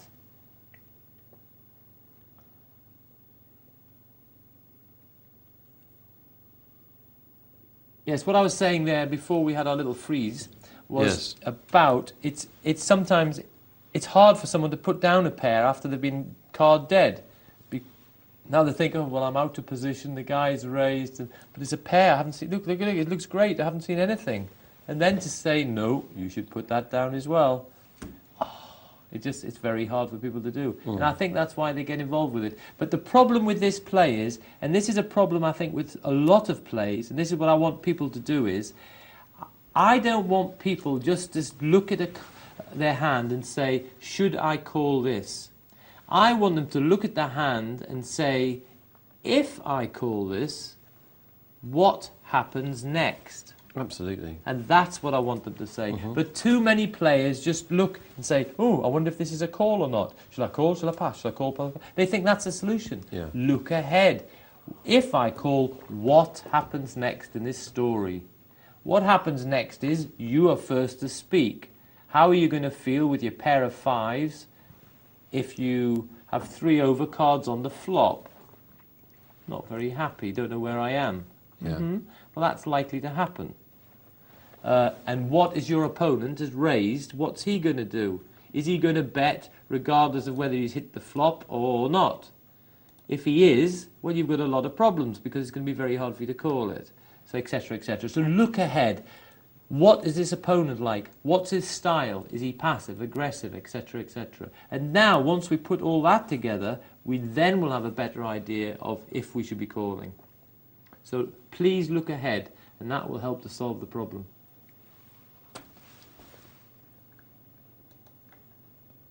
Pair of sevens. I couldn't agree more. And again, it's this emphasis on the first 2 cards, I think, and the fact that a lot of people are being trained to just learn the first 2 cards, and most of the decisions they see and being talked through on TV shows are based on the first 2 cards. And I just don't think this kind of strategic, forward-thinking, chess-type thinking of the way that you should look at a hand is ingrained in too many players, unfortunately.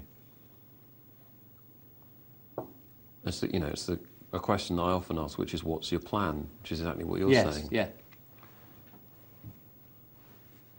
yeah. And you see on What's Your Plan this week. What's your plan? Apparently our shootout table is up and running again. So what's your plan? Pop it back. Is it to go back to the shootout? I'm going to do this till about 2, James. Then I'm going to go home. Probably play a little bit of heads up. Fall asleep about 4. All right, heads up again. It's very fun. It is fun. And I'm rather good at it. Oh. And it's fast. It is fast, yeah. And if you lose, you can start another one quite quickly and you don't feel quite so dirty. Ah. So it's heads up. Here's our plan now, shootout time. Here we go. Still got a full complement of players. Yeah, apologies for that, guys. As Nick said before, it's actually basically a free roll, and they're playing for look at this. $1,000. This is horrible for spread around. Spragger, Looker. It is, but there is, of course, a pair there as well, which is a card which someone could have. It's hard to guess he's got the... Ooh, now he's going to let... Oh dear, that's a bad card for the aces, because he now doesn't believe the 10 as much. That's a good card for the aces, isn't it? Oh, so beg your pardon. He's winning now. Beg your pardon. It's a dream. Sorry, it's a dream card. I'm in the sleep. Of course it is a good card. Sorry.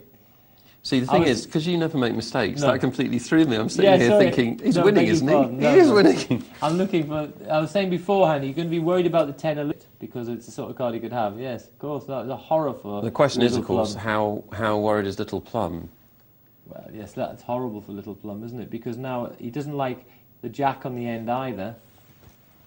Because the jack, of course, would give Spag a bigger house. Spag, that's what he's called now.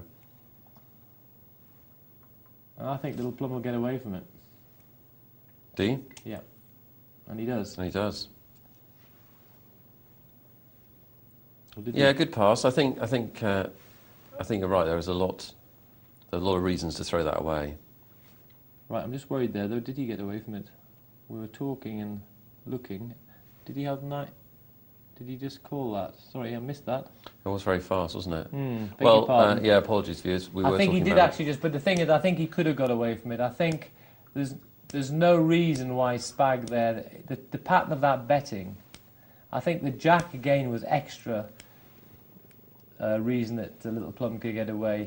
You have to realise that his hand had transformed horrifically when the third 10 came, and it became a battle for the underpair. What a interesting hand. Yeah, cruel hand for Little Plum, wasn't it? Flopping a house, ending up doing his dosh.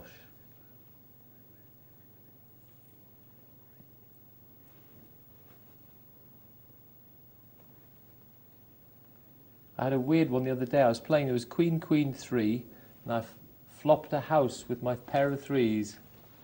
Queen, Queen, 3, flopped the house against a pair of, with my pair of 3s. I thought pretty good, felt pretty good, and I got beaten by someone with a Queen 3.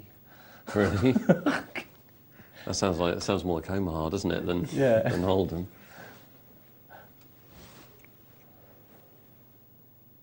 Well, Little Plum shouldn't panic because plenty of time and chips actually left. Obviously, he'd rather have 2,000 chips, but... Yes, I agree with what Nick's saying. What he should be doing now is he should be saying, well, forget about what's happened. Let's just look at my stack in relation to the size of the blinds, and do I still have play? And the answer would be yes. And so too often what we do is we sort of look back and sort of upset at what's happened to us. Well, I don't, and neither do you. Well, no, but a lot of players No, do. but I think it's interesting. I think it is something that separates people that do well at poker from people that struggle with poker, which is the ability to always judge a situation based on its merits. So if you've just lost a big hand, you now... reassess your position. You reassess your position based on the reality, which is how many chips you've got, what blinds, not based on your emotional feeling. Yep. And I think poker players divide into two camps, ones that do that, and ones that don't do that. And the ones that don't do that don't stay around very long, I'm afraid. Little Plum needs to throw us away and doesn't, and I think, sadly, maybe slightly affected by the beat. What I do, and I have done in a cash game, is if I've had a bad beat in a previous hand, I will sometimes make it look like I've let it affect me. Ooh, interesting. As it would affect a lot of people. So now, if I happen to pick up a playable hand or whatever, I will actually play it in the way as if I'm a little bit tilty after the bad beat. I mean, James, that is basically lying, isn't it? I'm not sure how comfortable I am with that. It's deception. Deception. I'm afraid to say that deception is a part of poker, Nick. Right. Noted. It's The good. viewers know that I wouldn't. Deception's good. Deception is good. So... Yeah, very interesting tactic. And I have done that and really got some action on it. Because it just looked... And sometimes people say, oh, you want tilt or something? Because you raise, like, wow, splash it in the next time or whatever. And they just, they sort of select the tilt button for you, in fact, in their minds. Interesting you say, I've never done it live. I probably will now, though. I do it online, though. If I lose a decent pot and then I pick up a playable hand afterwards, that's a nice situation, because you can then type tilt. Oh, right. Which I've done. So I've done it online, I just haven't done it live. Says Nick, the one who says, bit deceptive, types tilt. Yeah, wow. This is another level of deception. I'll be honest, I have been deceptive in my past. Okay. It'll never happen again. Suited flop.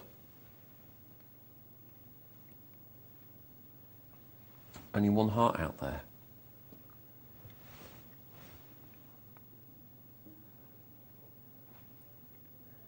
Not as deceptive as the lady who was 3 stone heavier than a picture. That was deceptive. Don't be talking about, mate. Well, it would be deceptive. If somebody was 3 stone heavier than a picture, yeah, that would be deceptive. They used to advertise themselves. Yes. Somewhere. Yes, that would be deceptive, wouldn't it? It would be. Yeah. It would be wrong. I don't think anyone would do that, though. It would just be a stupid thing to do. Yeah. You wouldn't recognise them anyway. I'd have walked by, but I couldn't get round.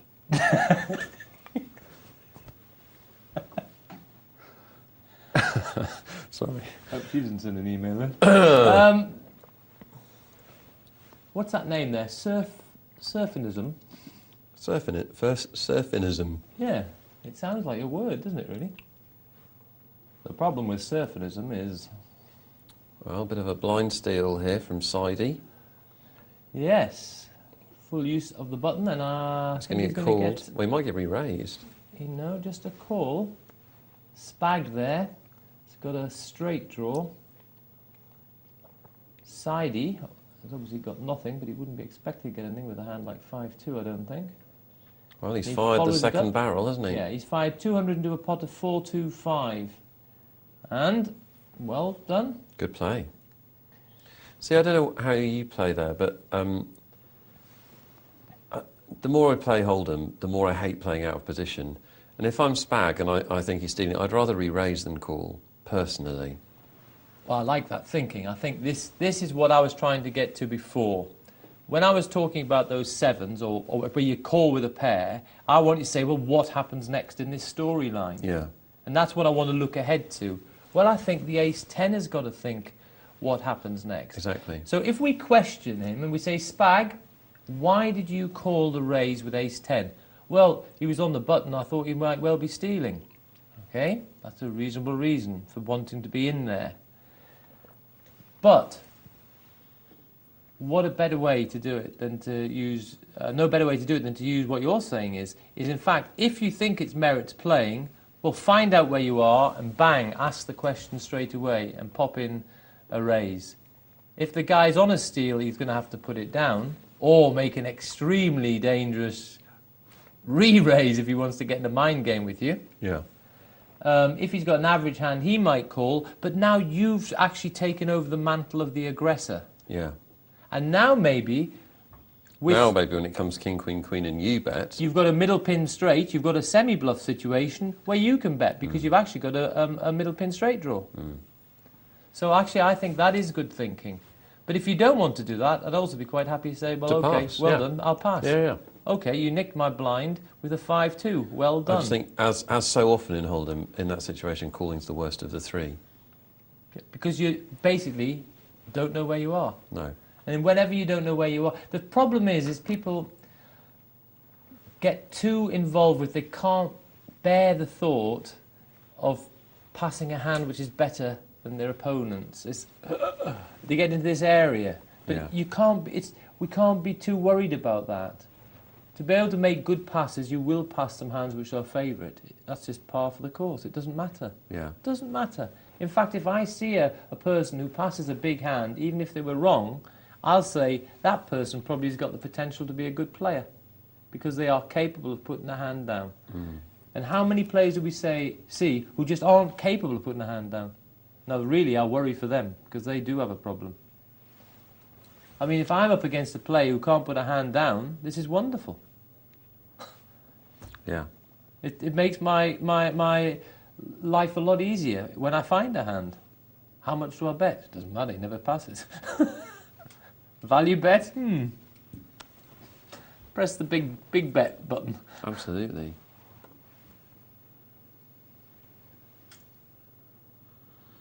Two options for Andy UK. He could limp. He's got the button after the flop, or he could raise there with the ace-10 suited on the grounds that Spag probably doesn't have too much and he might be able to take it away from him. What a dream for Andy. Yeah, the only thing that is annoying for him is that nobody else has got a hand. No. And he always... Let's hit the royal. Unbelievable, a royal flush. Royal flush on Poker Night Live. Check it out. Well, well done. He should check again there now. Just in case another heart comes and everyone thinks it's a shared pot. No one tries to pinch. Oh, look at that. Royal flush and he wins a peanut. What did he win? 200? Oh, my goodness. How brutal is that? Frustrating, isn't it? Yep.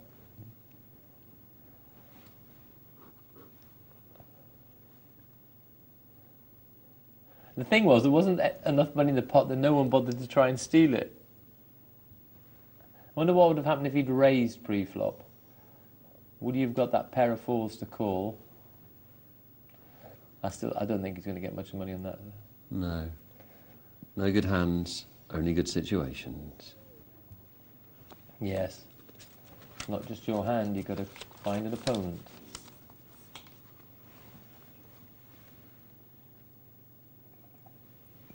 Well, blinds at 25 and 50.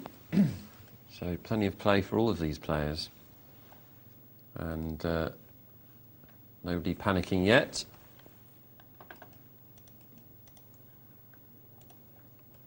If you've just joined us Friday night, many of you may be getting in. This is Poker Night Live, of course. I'm Nick Wealthall. I'm with James Browning tonight. And this is the Poker Player Poker Zone Shootout Tournament. We're going to have 8 of these over the next 2 months. Plenty of chance for you to get involved. They are free rolls. They are free competitions. Just get your copy of Poker Player magazine and all the information's in there. And it's a shootout structure. So we started off with 32 tables. And I think, or more maybe. And the structure is you play a single table and the winner of that table goes forward to the next round. I think it starts off with 32 and the top 2 from the first round went through. Oh, did they? I think so. And then 8 table semi-finals, and the winners are all here in our 8-seater final. All of the players in our 8-seater final get cash prizes for a free roll, which can't be bad, with the winner getting $300 down to $50 for 8th. But the big extra prize is that the winner of each of these Poker Player shootouts will get a free magazine. No, it's even better than that. They'll get a seat in our Poker Player Poker Bowl final, which will be recorded here at Poker Zone. So you'll get to play cards on the telly. If you're really lucky, you might even meet me. All right, you won't meet me, don't worry. So plenty to play for, and all gratis, courtesy of Poker Player. You're bluffing too much, Nick. They're not going to believe it now. Yeah, you're right. Too many bluffs. I'll rein back. Yeah. You've got to put in some solid stuff now. They start to believe you, then launch the bluff. Good advice, You'll get James. Good advice. The aces win 50. Well, this is good, isn't it? You get a royal flush, you win a peanut, and your aces, you win a peanut.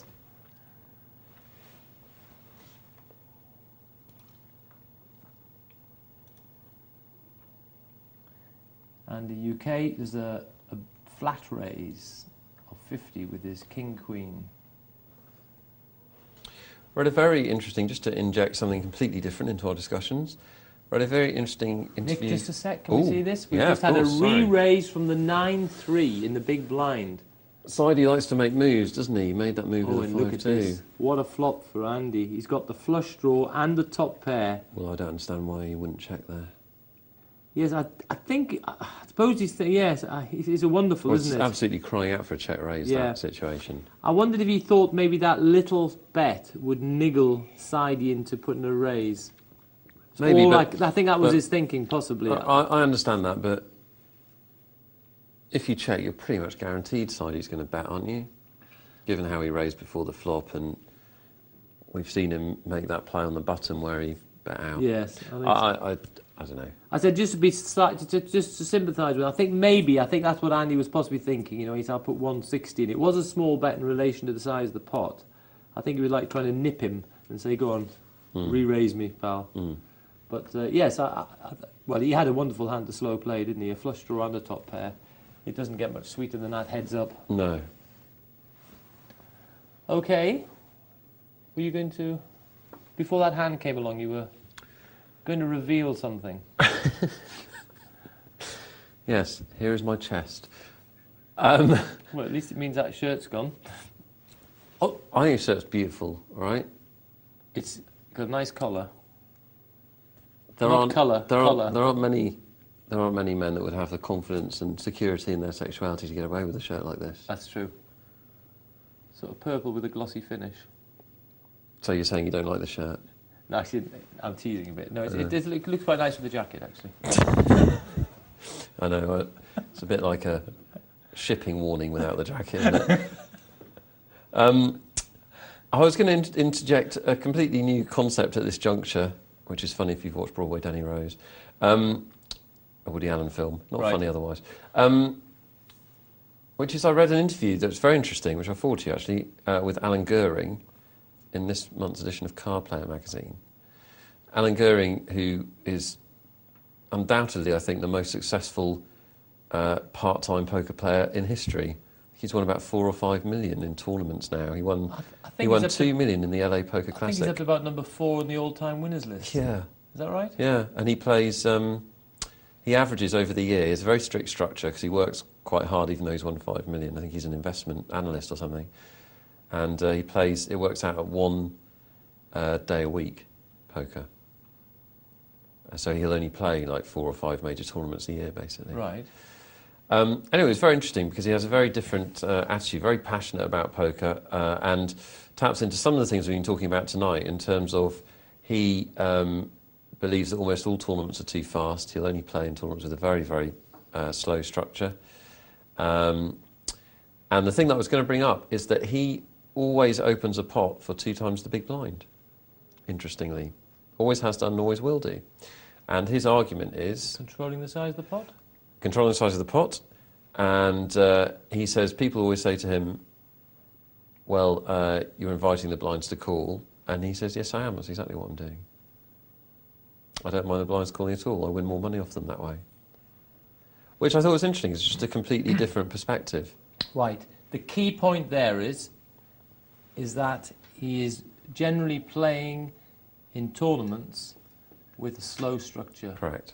A lot of play. And that's what we touched on before. Yeah. And so now when I related before to, like, say, the tournament in Austria, the 4-day tournament, 10,000 chips, 1.5 hour levels, that is a tournament there. Early stages there, I limped in, I did lots of funny plays, especially in position, because you could afford to. And then you're looking to catch someone, etc., etc. Yeah. So therefore, but that style, once you get to a faster structure, is probably not going to work the same because that small raise, it doesn't really ask a proper question, I think. But in the slow structure, I think it's good. And I've seen some of the best tournament players, I've liked them a lot, who've really utilised small raises really well. And now the plus point is, if you can control a table with small raises, it's amazing, because now you can go to the well far more often. Yeah. Because when it goes wrong, you get away from it, and it's cost you nothing. Now you can go back and try again. And I've seen, at his very best, I one time played a session at Luton with Julian Gardner, who came second in the World Series, against Varconi. Yes. Yes, against Varconi. I saw him do it live. Oh, right. There. Yeah. Anyway, Julian Gardner, I once played a session with him at Luton, and this one day, he just... I wanted to applaud him at the end of the session. I was at the table with him all day long, and he just played just great poker. And he did it with small raises all the time. He was there in your face all the time. It was just unbelievable. He played just a great, great game. I remember, and that was years ago, and I still remember it. I was just so impressed. Another guy, for a European player who is very clever with varying the size of his raises, is Willie Tan, a very good tournament player. And again, I've seen him really make people dizzy with small raises for here, there, everywhere. In fact, he just gets them frightened of a small raise. So it's interesting, yes. So a very interesting point there, Nick. Yeah, it's just always interesting to get a different perspective on poker, and there's no doubt that there are different ways to win at this game. Knight Leicester's going to be over the top here.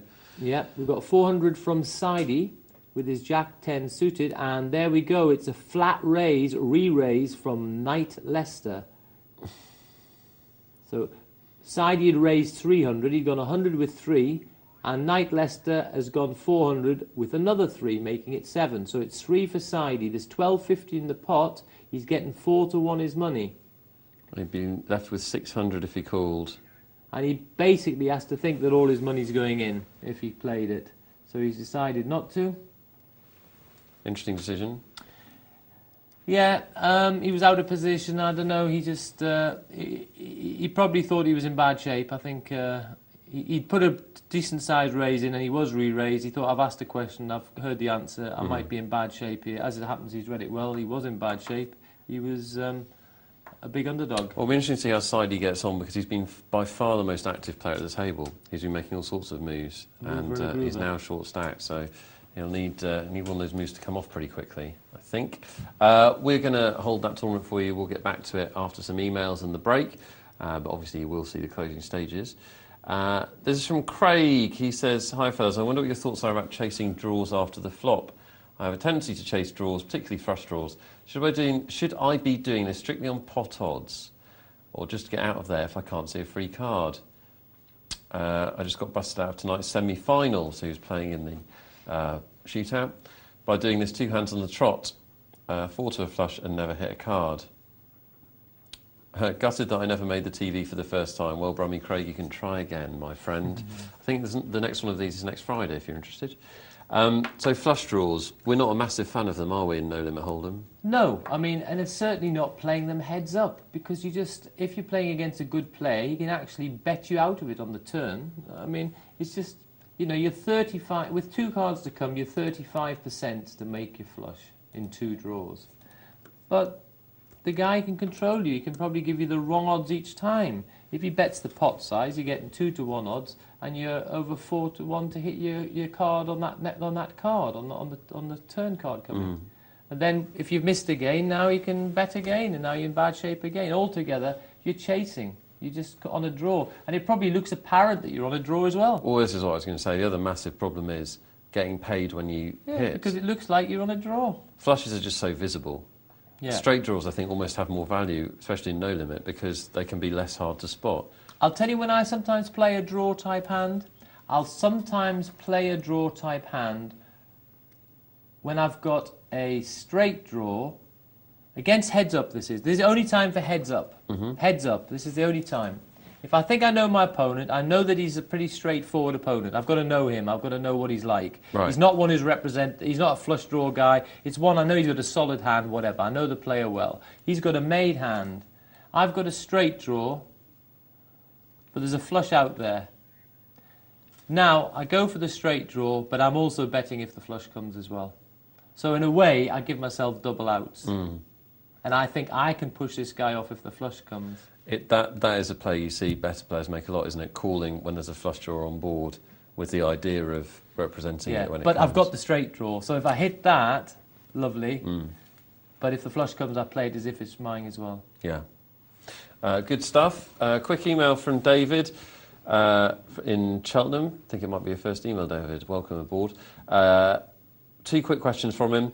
When heads up with 2 players, some games play the small blind on the button, others the buttons on the big blind. Is there a reason for this? Which way around should it be? Well, it should be small blind on the button. Unfortunately, some of the software has it the other way around. When it is the other way around, I basically just, okay, you know it should be small blind on the button. But when it is the other way around, just play to what it is. So therefore, when in Rome, do as the Romans do. But bear in mind there that you've now got the big blind is on the button. So the button now is very powerful. The other thing is now the person out of position, I think, should actually pass more hands because he's now out of position. Yeah, he should, definitely. Yeah, definitely. Positioning heads up's incredibly So he's important. small blind, out of position. He doesn't have to make up that small blind. He say, no, I won't make up the ball. Okay, Harrington said it's nearly always right to make up the small blind. That's when it's on the button, not when it's not on the button. I think the small blind should pass quite a lot of times. I still think position's incredibly important, heads up.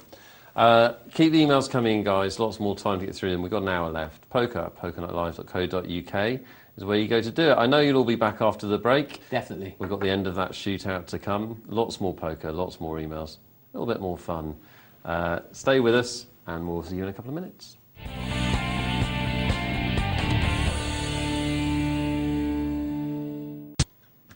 Welcome back. It's the last hour of Poker Night Live. It's Friday night / Saturday morning, and I hope you're having fun. I hope you're going to join us for the last hour, and 60 minutes left to get your emails in, poker@pokernightlive.co.uk.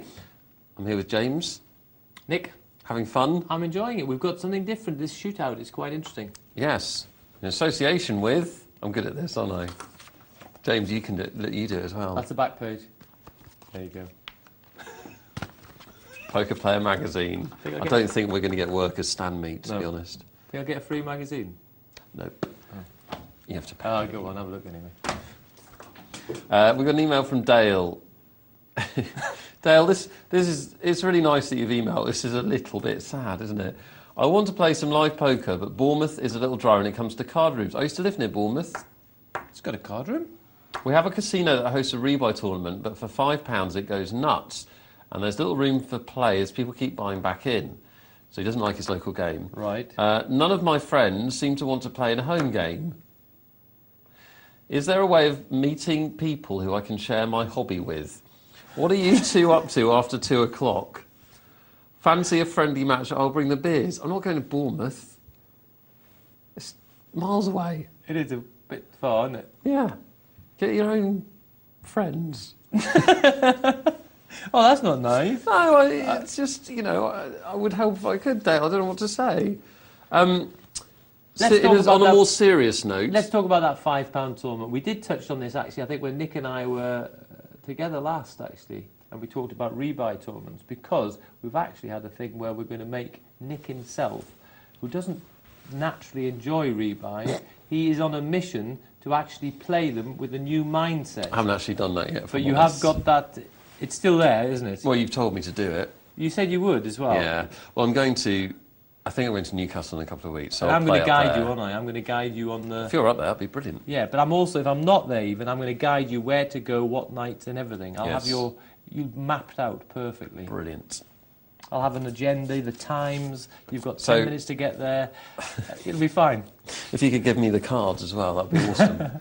No, with the £5 one, you say it's crazy, etc., etc. Well, you've just got to somehow get through that crazy period, because once the rebuys finish, then the tournament takes place. So all it is just a different format. So just get your way through the first period, and then after that, it's now poker. There's no more buying in, and now the guy who was like in every hand now probably becomes more selective. So therefore, you adjust your play accordingly. Yeah. That's basically... Now, in terms of wanting to join a home game, are there websites that would hook you up with games in his area? Yes, I think you can put on... just put a search out for poker home games for a start, and I think you'll find something. And then you'll probably find a site there where you can probably advertise your own home game. Cool. Well, Dale, I do hope, joking aside, I hope you do manage to hook yourself up with a live game that you enjoy, because different experience to online, and well worth seeking out. Listen, there's an easy one. Why not go along to where this £5 tournament is? This is going to be a lot of people who are starting off in poker. Have a little chat, and why not see if some of those want to come for a home game? Yeah. Make your own home game. I'm sure there'll be quite an array of players there, because most of the tournaments in Newcastle, there's one casino there. It was actually... There's a bit of a casino war going on where they're all fighting for the poker players. So one of the casinos has now re-aimed its market, and on one of the nights they've gone to have a £5 tournament. 50, 60 people come for a £5 tournament. So these tournaments are well attended. So I'm sure you'll be able to find quite a few customers at that casino. I just go and quietly have a word with some of them and say, how about a home game one night? Yeah. Might be some fit ones. This is an email from Hoik, who says, what a treat tonight. 2 poker deities on the show. It's more than anyone deserves. My eyes are wide open to the light you shine on the often dark game of poker. Hoik's motivation, basically, in life is to get his emails read out. He's good at it. He's very good at it. He also put PS big up to the backroom staff who have to go through all the emails before sending them to the studio. He understands the system as well, doesn't he? He's literally a master at getting his emails read. I've noticed you have a couple of magazines on your desk, a new addition to the P&L set. I too like to read magazine while playing poker. This is just filthy, Hoik. Yeah, Ever since a teenager, I've had trouble reading a magazine with one hand. Get bigger hands. I noticed Nick seems to have mastered the technique. When have you seen me do that, Hoik? Weird. He has access to us in the breaks. On this general point, this is a more interesting point, which is why he's getting his email read, all right, Hoik? It's not because you're flattering. How do you guys keep yourself amused while waiting for the right situation? One option is to play on multiple tables, although it's not so easy in a live game, obviously. Do you have any tips to keep patient until I master Zen Buddhism? Many thanks. Well, it's a good question, isn't it? It is a good question. Because all we talk about on Poker Night Live is patience and discipline and waiting for the right situation, but that means a lot of dead time. Yep. Well, I handle it sort of quite simply. When I play on the internet, and even if I'm playing a money game, I tend to play... If I'm playing a full ring game, i.e. 10 players, I will probably play multi-tables. So therefore, it just helps you just to be selective, keeps you amused, and I can handle, say, probably 4 tables. What I'll do is I'll set my screen, I'll click on properties, I'll alter the settings so I can get 4 individual screens, not overlapping, not flashing back and forward, so it's just nice and stable. And I can play 4 ring games sort of quite comfortably and concentrate and even make notes on the players. If I'm playing a live game, then if I'm not in a hand, and if I'm really going to be on top of my game, what I should, and hopefully will be doing, is I will be watching all the play, whether I'm in the hand or not. And I will now be trying to assess my players. I'll be looking at the hands, and when I get any hand shown down at the end, I will review that hand, how it was played, how much did he raise, what did he do when he missed the flop? What did he do if he hit the flop, etc., etc.? And you should be collecting information, collecting data. It'll be your job to process that data later on when it's relevant for you, when you're in a hand against one of those players. Absolutely. And it's not everyone's cup of tea. Personally, I've always listened to music at the poker table. Some people like to do that, some people don't. But I find that actually helps my focus because it just... But you can still be watching the other players while of course. Yes. Right, of course, that's right. yeah. Oh yes, you can have. Now, funny enough, a little interesting point on that. I just came back from Stockholm, and in Stockholm, you're not allowed to have an iPod. Why? You're not allowed to listen to anything. I'm not going there then. Okay, well, fair enough. They can't also, make me. you're not allowed to smoke. It's got a special cabinet in the corner of the room where you go and smoke. It's a see-through cabinet. Literally get in a cabinet. Yeah, no, you do. They open this door, and the people go. And funny enough, they tend to smoke very fast in there. How bizarre. Because they go in there and there's 2 air filters and they go in there and they go...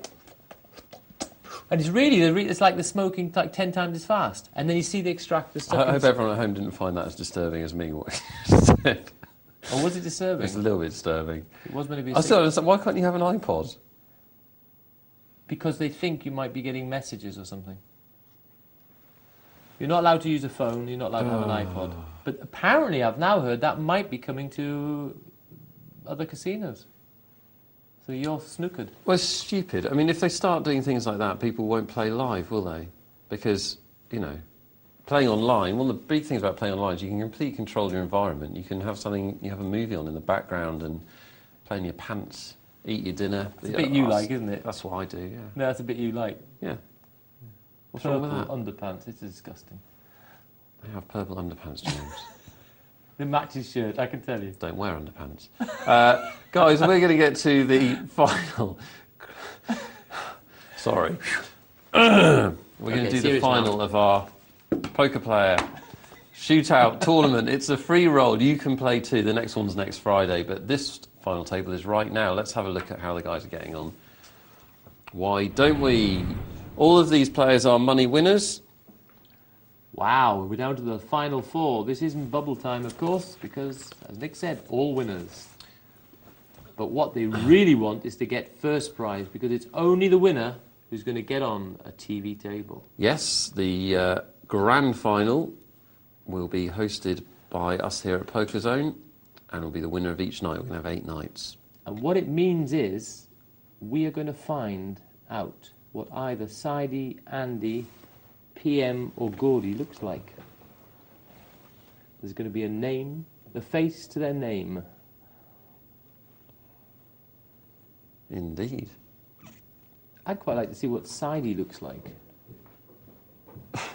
No, I do, because he's been making quite a lot of lively plays, hasn't he? It'd be interesting just to see the character behind those plays. Yeah. Never mind, but I mean, I'm happy to see all of them. Let's see who deserves to get there. That's what we want to see. Well, I'm interested that Sidey's still alive. Because, yeah, that's what we were wondering, wasn't it? You're certainly risking some chips earlier on. He's got a real hand now. How's he going to play it? Well, he should probably push. Yeah, he does. Yeah. And that's fine, because he'd got 300 in the middle, but that was in the middle. It wasn't his anymore. So his opponent made it up to 300, so therefore he captured 600. And that was a very significant amount to capture for him. A big percentage increase of his stack. Yeah. And he's got a bit more, so now he's broken the 2,000 barrier. And he's on the button, but nothing to play Well, with. you'd expect Sidey to be a good short-handed player because he has no problem being aggressive. Yes. So as the numbers diminish, it should be good for Sidey. But he does need a few chips, of course. So let's see if we see him in the situation where he gets more chips. So that's good, strong play. Aggressive play, takes the blinds. And it's good play. The bottom line is you're four-handed. You've only got three players to that you need to put their cards down. And if you just sit there, the blinds will eat you away and other players will make raises. So why not set the agenda yourself? PMB PPA finds a hand, goes all in with it. Don't know if he needed to do that. But it does rule out the possibility of someone coming over the top of him.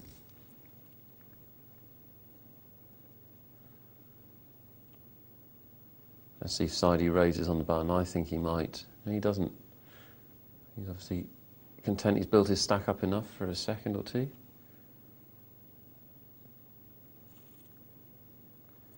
These players all have a chance to be playing live in the Poker Zone studios, so that may affect them a little bit. It's a good prize.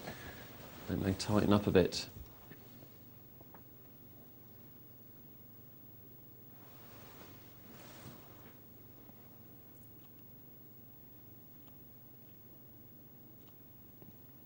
Well, nice time to get a walk when you've got a substandard hand there. Get paid $4.50 for it, no risk, can't be bad. Yeah, I always think somebody's made a mistake if the big blind gets a walk short-handed. I'm a bit surprised you say that, funny enough. Well, short-handers and I've become a different animal altogether, James. Okay. It just means that the small blind decides he's out of position a hand he doesn't want to mess with. Some of the times. What, I think what was the button doing? True. But I don't think you should just... Well, okay, I still think you've got to vary your play. It could just be... I don't think you have to be push, push, push every time, otherwise it... No, Yeah. No, not at all. Oh, I can see what you mean sure. in a way. I can see where you're coming from, yeah. It is... It shouldn't happen too many times. No. Aggressive play by Gordy. No pair. Gamble Dandy hadn't made a pair either. Here we got small blind. And there you see, that's I would put that down, that 8-2. Small blind, I don't think I need to battle away there just yet. So each round's going to cost $4.50. So actually, this is getting quite serious for certainly two of them.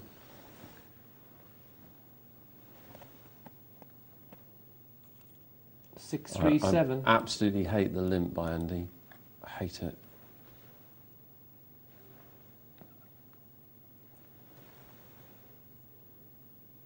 He's trying to use position, and he has used it well though. He's took that down with a well-timed bet. Yeah, that was a good bet. I didn't like his limp in the first place. Well, we've got a real hand in the big blind. This could be trouble for Sidey. I'd have thought. Depends.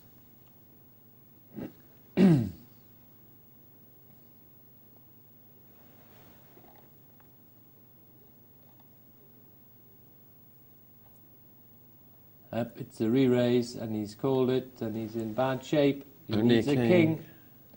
It's not there, and Sidey severely wounded by that encounter. Well, Yeah, and Sidey is an aggressive player. The thing that he needs to balance with that aggression is the ability to put hands down, I think. yep, it's no good just having an accelerator and not having a brake. Too true. And the UK has popped in a raise. Called by Gordy. Queen 7-4. Gordy's got a pair of sevens. No connection for Andy. But he bets 600. Well, yes, and it's a re-raise. He's decided if I'm going to call that, I might as well try and push you off it altogether. I'm not guessing any more, and well done. Oof, and now being rewarded with a big hand. Interesting to see how he plays this, because there's not even a full blind in from side. He didn't have enough, and he's just called. Why is the How call? did that- The how call did he should do be that? 300. That's incredible. That's wrong. That's wrong. Yeah. That's a little glitch in the software. Yeah, it is. It's thought that the software thinks that the big blind's 225 all of a sudden. Yes, he had to put 300 in there. Still, it's made no difference now. In fact, it has. It's actually tempted Mopper. He thinks...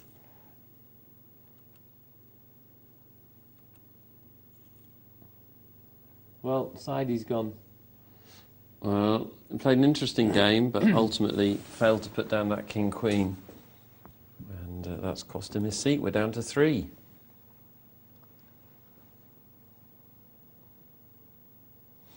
You've got something for your little glitch column.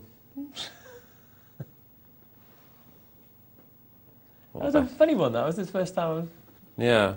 Just for those of you who are unsure what happened, Sadie was all in for 225, but the big blind still stays the same at 300, just that he can't afford it. Yeah, you didn't have the 75. So if somebody wants to enter the pot, it should have cost 300, but That's right. the software glitched. And of course that would immediately start to create a side pot, because there would be the 75 extra. But he can for PMB, BPA. Now he should use Gordy's aggression against him here. Gordy's been playing a very aggressive game, and PBMB, PPA should let Gordy bet at This is a dream flop to slow play, and he does slow play it. That's very good.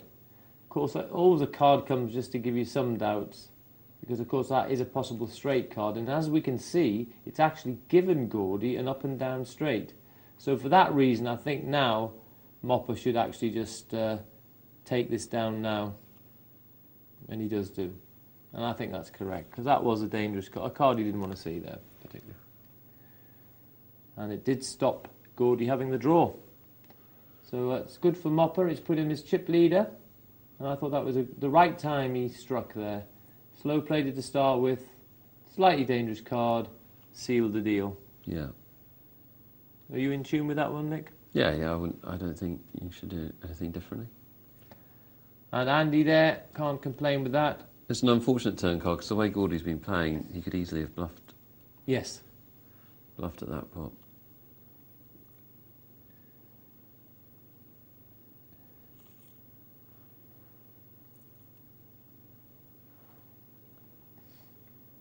Mopper there. Ace-8 suited. Well, does he want to come over the top of Gordy here? No, he doesn't want to play. Andy, the short stack, starting to get a little bit desperate. Only 3.5 times, well, almost 4 times the big blind, 3.5 now. Yeah, but the problem is it's a round now. The rounds are coming very fast, so he's paying 600 a round. And so, you know, he just doesn't have time. Yeah, there's an argument he could have moved in there, I guess. Yeah, you've got to be very aggressive. You've got to move in now. Yeah. I go all in it's here. It's mandatory, isn't it? All in with the 1380. No, I don't like the bet. You should just... You still don't want the encounter particularly. I mean, we know he's dominated in there, but you don't know that. Your opponent could easily have an ace, a king, or a queen, and you'd be underdog. You'd just be happy to take the blinds there. The blinds are big at 600. Absolutely. And in relation to your pot, you take the blinds, and maybe next time you take the blinds again, and then one time you have to have the encounter, but you want to have as few encounters as possible. Yeah. The more times you go to the showdown, the harder it is to win this shootout. So pocketing blinds, especially when they're chunky, is fine. This is no risk money. Ooh, lovely. Again, he hasn't got enough chips to play poker with. Well, why keep 580 back? Just...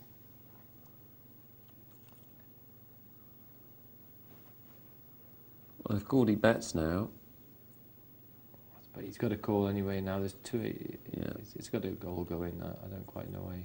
I think he just might have just... Yeah, I was raising the horror scenario that he'd actually throw it away. Yeah. But thankfully he didn't. No. I mean, hopefully, when he just did the funny bet, in his mind he was committing all the chips anyway. Whether he thought he could push someone else off a pot or something, maybe he was doing it that way.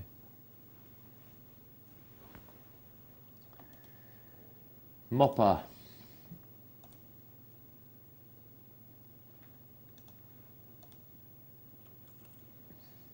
10 Jack Ace. So Gordy's got the middle pair. But it's Mopper to speak first with his pair of sixes. 3 overcards, it can't look that tempting. And a possible straight draw. He wasn't tempted, he checks. Gordy has got the middle pair and he's got a middle pin straight draw. He'd like to see a jack, he'd like to see a queen. King wouldn't be so sweet because he thinks his opponent might have a queen. But in reality, it would have been fine. Well, we've seen Gordy play quite a bit now. He is an aggressive player, and it's standing him in good stead. My fear for him in the semi-final, my fear for him here is that he'll make one of his big moves, or his big all-in moves, and he'll run into a hand. But if that never happens, you could see him winning the whole thing, because he's more aggressive than the other two. All right, that's going to be interesting. We're going to watch this to see if Nick's got this right. Has he assessed the player correctly? Now, if I'm sitting in Gordy's seat, I would raise here with any two cards, because Andy's quite a passive player, and him making up the blind like that just says to me that he hasn't got a hand he wants to raise with. Of course, he could be trapping you with a big hand, but you've got him covered in chips. Bet it now. I think he could have it's worked enough. The only thing is there, in his favour the way he played it, he did have position. So he had position on him, so therefore to play that with position is excusable. I'm not saying it's the end of the world, I'm just saying my particular preference is that I'll very often raise a small blind that makes up. Well, this is strong play from PBA. Re-raising there with the ace-8. Big hand in the blinds, of course. It's an interesting battle, this, isn't it, James? It is an interesting battle. And you can almost feel the tension here. They just don't want to go out, do they? No. I mean, there's so much an incentive for coming first. Oh, yes. Jack 4 King. Andy loves it. But look, there's a way out for... I'm calling him Mopper. I like it rather than MVPPB or whatever. Got to do some funny dance when you say his name. And look at that. It's housey for Andy. So now, Mopper's got no escape. He certainly doesn't want to hit that queen now. And the house technically has got bigger, but Andy won't like it as much. No, he's still going to put his chips in there, isn't he? Because he is, but he doesn't like it as much. Yeah, actually, as we've seen before, it's actually the wrong time to put his chips in. Yeah. Because if he is going to get called there, it's because his opponent's got the... Exactly. Either sharing the pot or got a king. Just a common theme, isn't it? We see as people wait too long to bet their hands. Yeah. So... Don't. That's the answer.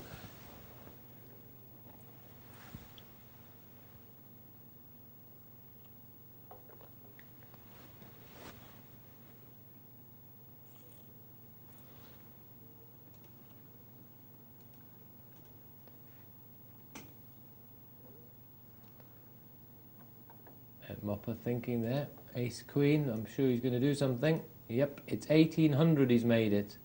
And that's really going to have Andy involved if he calls that. In fact, it's virtually all his chips will be going in if he called it. Well, it's levelled. Andy's got back into this game a bit though. 2700 still there, even with his blind in. Yeah, and if the 3 can win, no doubt about that. And 2, 4, 6. So... It's one of those flops that looks better for both of them than it actually is. Yes, it's sort of like working out exactly what they've got there. They both they've just both have got a a pair. pair and both got a middle pin straight draw. Well, the interesting thing is if one of them hit their 2 pair, the other one would have hit a straight. So that's right. Potentially interesting. Sort of type of snooker.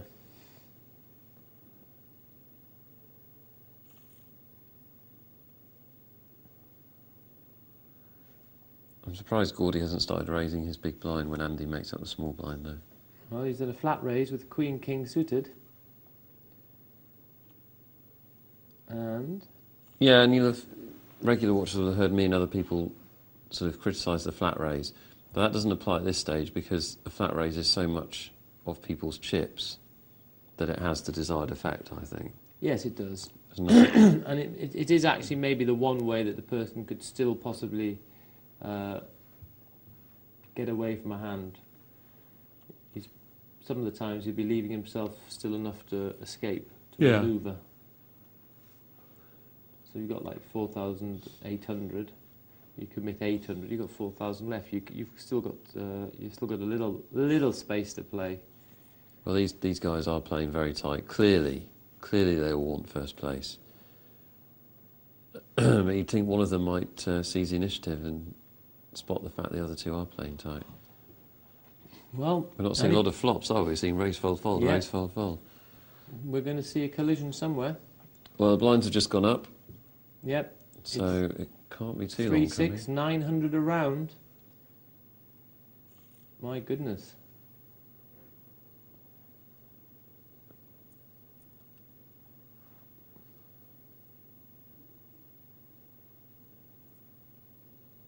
Basically, everybody's under pressure. Yeah, everyone's under pressure. And somebody's going to have to take a chance to try and win this. Or not, perhaps they'll just fold their way to the end of the tournament. Maybe they just keep passing the chips round and round and round. That's what's happening at the moment, isn't it?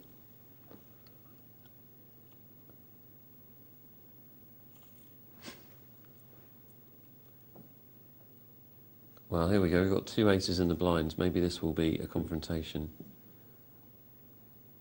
If PBMB PPA re-raises here, Gordy's going to call them. He's thinking about it. He re-raised him last time, or a couple of times ago. He has. Gordy's going to call this. Yeah. Both hit their kickers. Oh! Gordy stands up.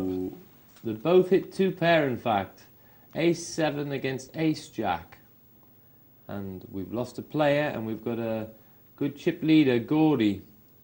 Gordy against Andy UK. Andy UK, I think, correctly puts it down.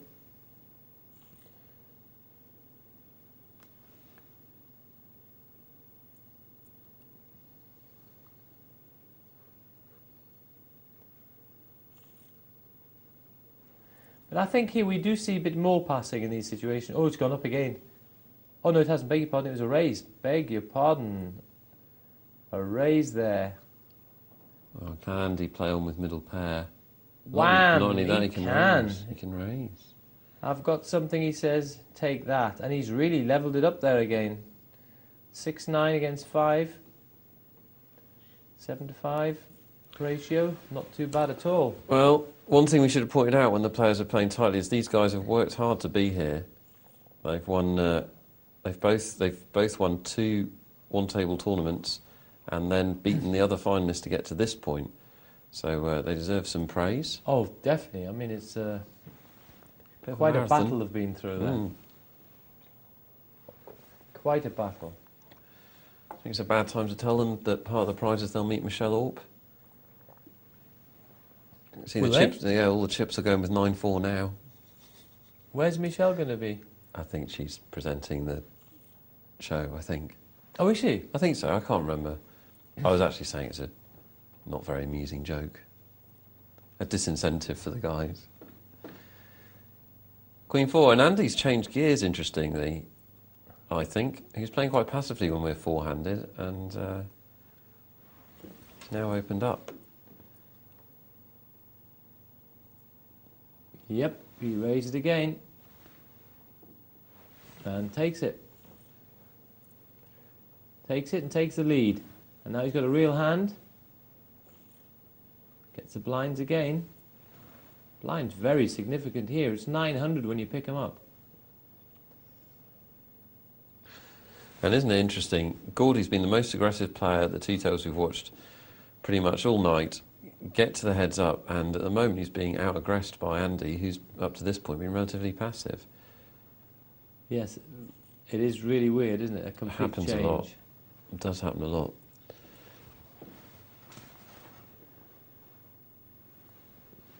Oops, he's tried it now with the Queen Deuce. Oh, he says it does work. I thought I'd lost the magic. Raising a re-raise by Gordy, and Andy calls. Big pot. Could be bad. It's a good flop for Andy. Just one overcard. That's right, there's a good point. He's only the jack there he's bothered about, and he asks the question. He has to know where he is. Look at that, he's up to 8,600. Yeah, significant pot. Very significant. That could be the one to get him to the winning post. Taking another 900 down. Okay, Gordy, stop the rot. Gordy, are you pushing? Yes, he's got a king, he pushed, I think it's correct. He's going to get called, and he's still okay at the minute, and he does, he gets it back, and he's recaptured the lead. Gordy's come alive there. He saw the opportunity, it wasn't the most tempting hand, king 5, but he decided he had to push, I think, very correctly, and he managed to win it. Well done. Andy now on the back foot, but no. More or less level. Yes, he's recaptured the lead. The lead is yo-yoing back and forward, seesawing back and forward.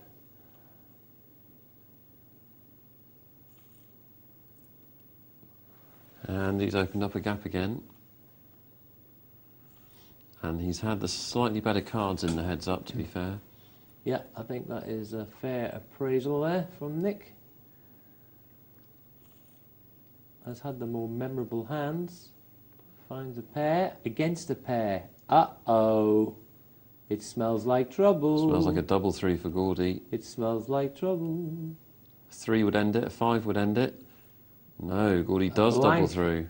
Weakens it, doesn't end it, but my goodness, Andy's really on the back foot again. Small pairs, But he's found a big hand. He only gets a blind small foot. pairs are so overrated by players when they play heads up. In my humble. And he keeps chopping away. He hasn't slowed down just because he's short stacked. Oh, big pairs are good. Oh, and he just gets blinds. Well, they've passed over. Well, the chips are going in here. Look at this. It's ace-10 against king. Yeah, the chips are going in. Funny enough, he just... Yes, there it is. This is over, and he needs an ace. No, all done. We have a winner, and Gordy. Gordy's come back there. He found a big hand when it mattered. Cowboys, King Kong. Congratulations, Gordy. You're the winner of our first Poker Player Shootout in association with Poker Player and Poker Player magazine. Poker Player for all your magazine poker. I don't know how to do this. That's good. No, I thought you had it there. Magazine. It's a cracking mag, lads. And not only that, it'll get you a free roll on Poker. There'll be another one of those next Friday night. Congratulations to Gordy. He's going to be our first grand finalist. We'll see what he looks like. We will. We'll see him on the telly. What colour hair do you think Gordy's got? Don't know, but I thought he played pretty well. He did play well. He was aggressive Actually, the whole time. Listen, I thought they both played pretty well. I thought it was a lot of play and some good quality. I really can't read. I think they played really well. Yeah. I'm Not so we didn't see many mistakes. No, I don't think we did. No. And just when we thought, the bit which I was impressed with was when we thought Gordy had gone a little bit quiet and he'd gone a bit low. King 5, it doesn't look the greatest. I really wanted him to push with it. I thought he had to push. Bang, he did. And he took that opportunity. And he took it. And that was suddenly after he'd perhaps had a slight little wobbly period, but he said no, and he had the courage to press the button.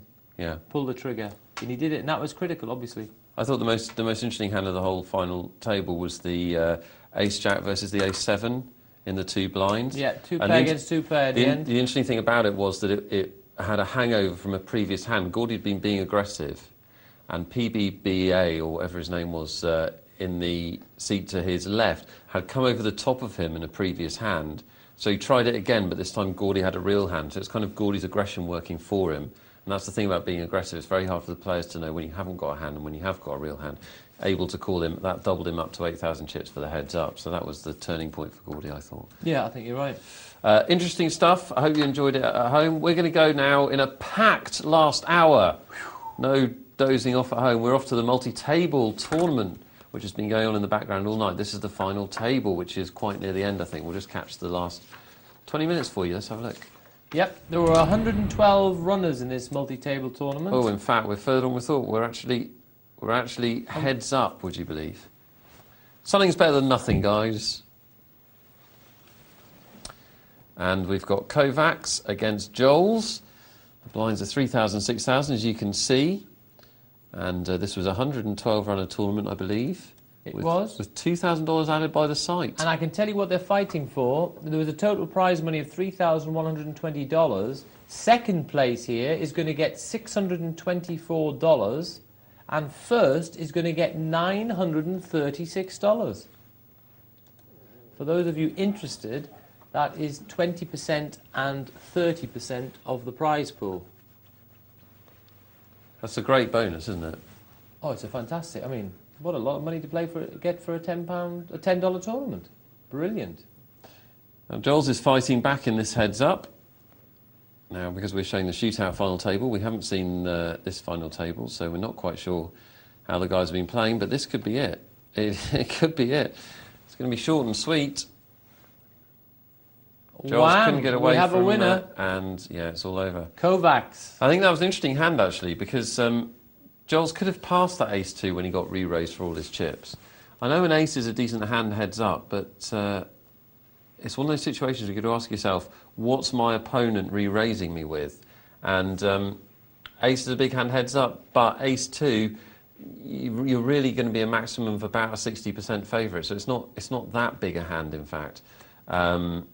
Don't know, could Jules have passed? I think he probably could, actually. He still had 50,000 chips left.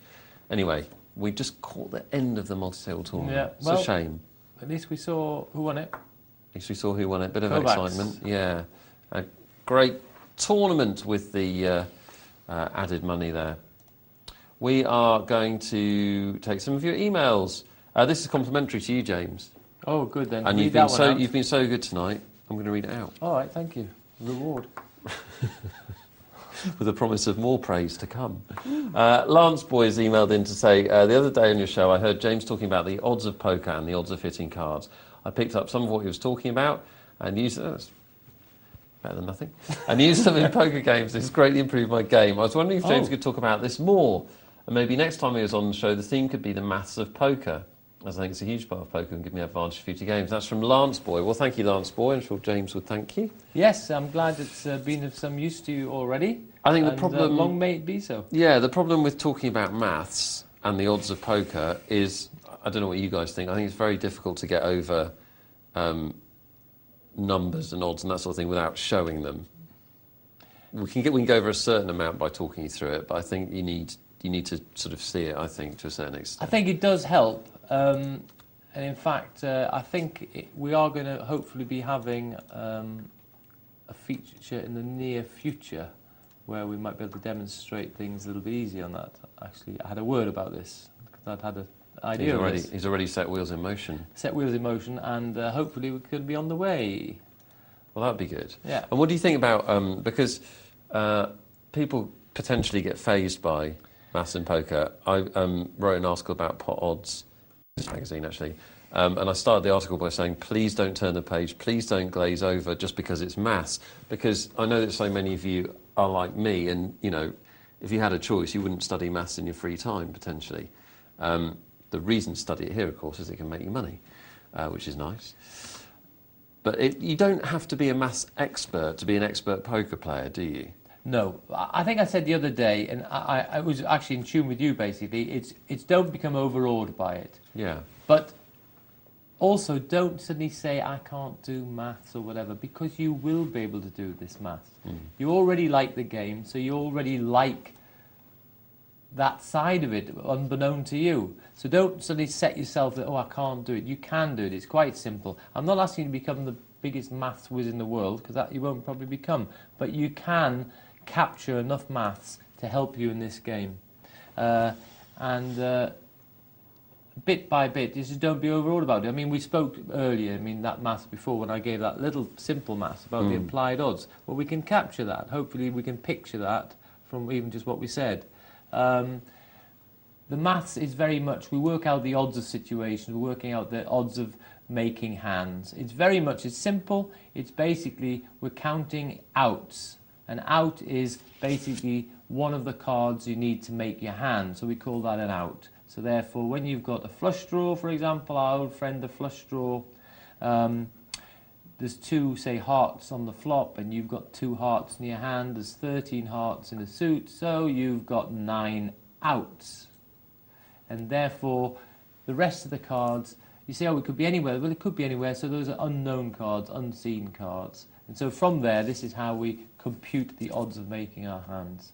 And this is what it's all about. I think the thing I'd say for people who aren't keen on the math side of things is, first of all, you can't ignore it because it exists whether you acknowledge it or not. Because the odds of a certain card appearing, it's just a truism. Those are the odds of that card appearing. Yeah. If you don't want to take an interest and you don't know them, that doesn't change the fact. You can rub your rabbit's foot or whatever you like. It's still if it's 4 to 1, it's still 4 to 1. So it is a mathematical game because the problem's always bounded, isn't it? There's always 52 cards. Yeah. We know the parameters all the time. The thing I would say to you is that other people have done the hard work for you in poker. Most of the maths in poker is known. Oh, Actually, definitely, yeah. certainly most of the maths that you need to be a very good player is known, and you can go out and learn it. If you want to have a real understanding of the mechanics of the game, that's great. Go out and do it yourself, do your own mathematical hand analysis, fine, but that's not for everybody.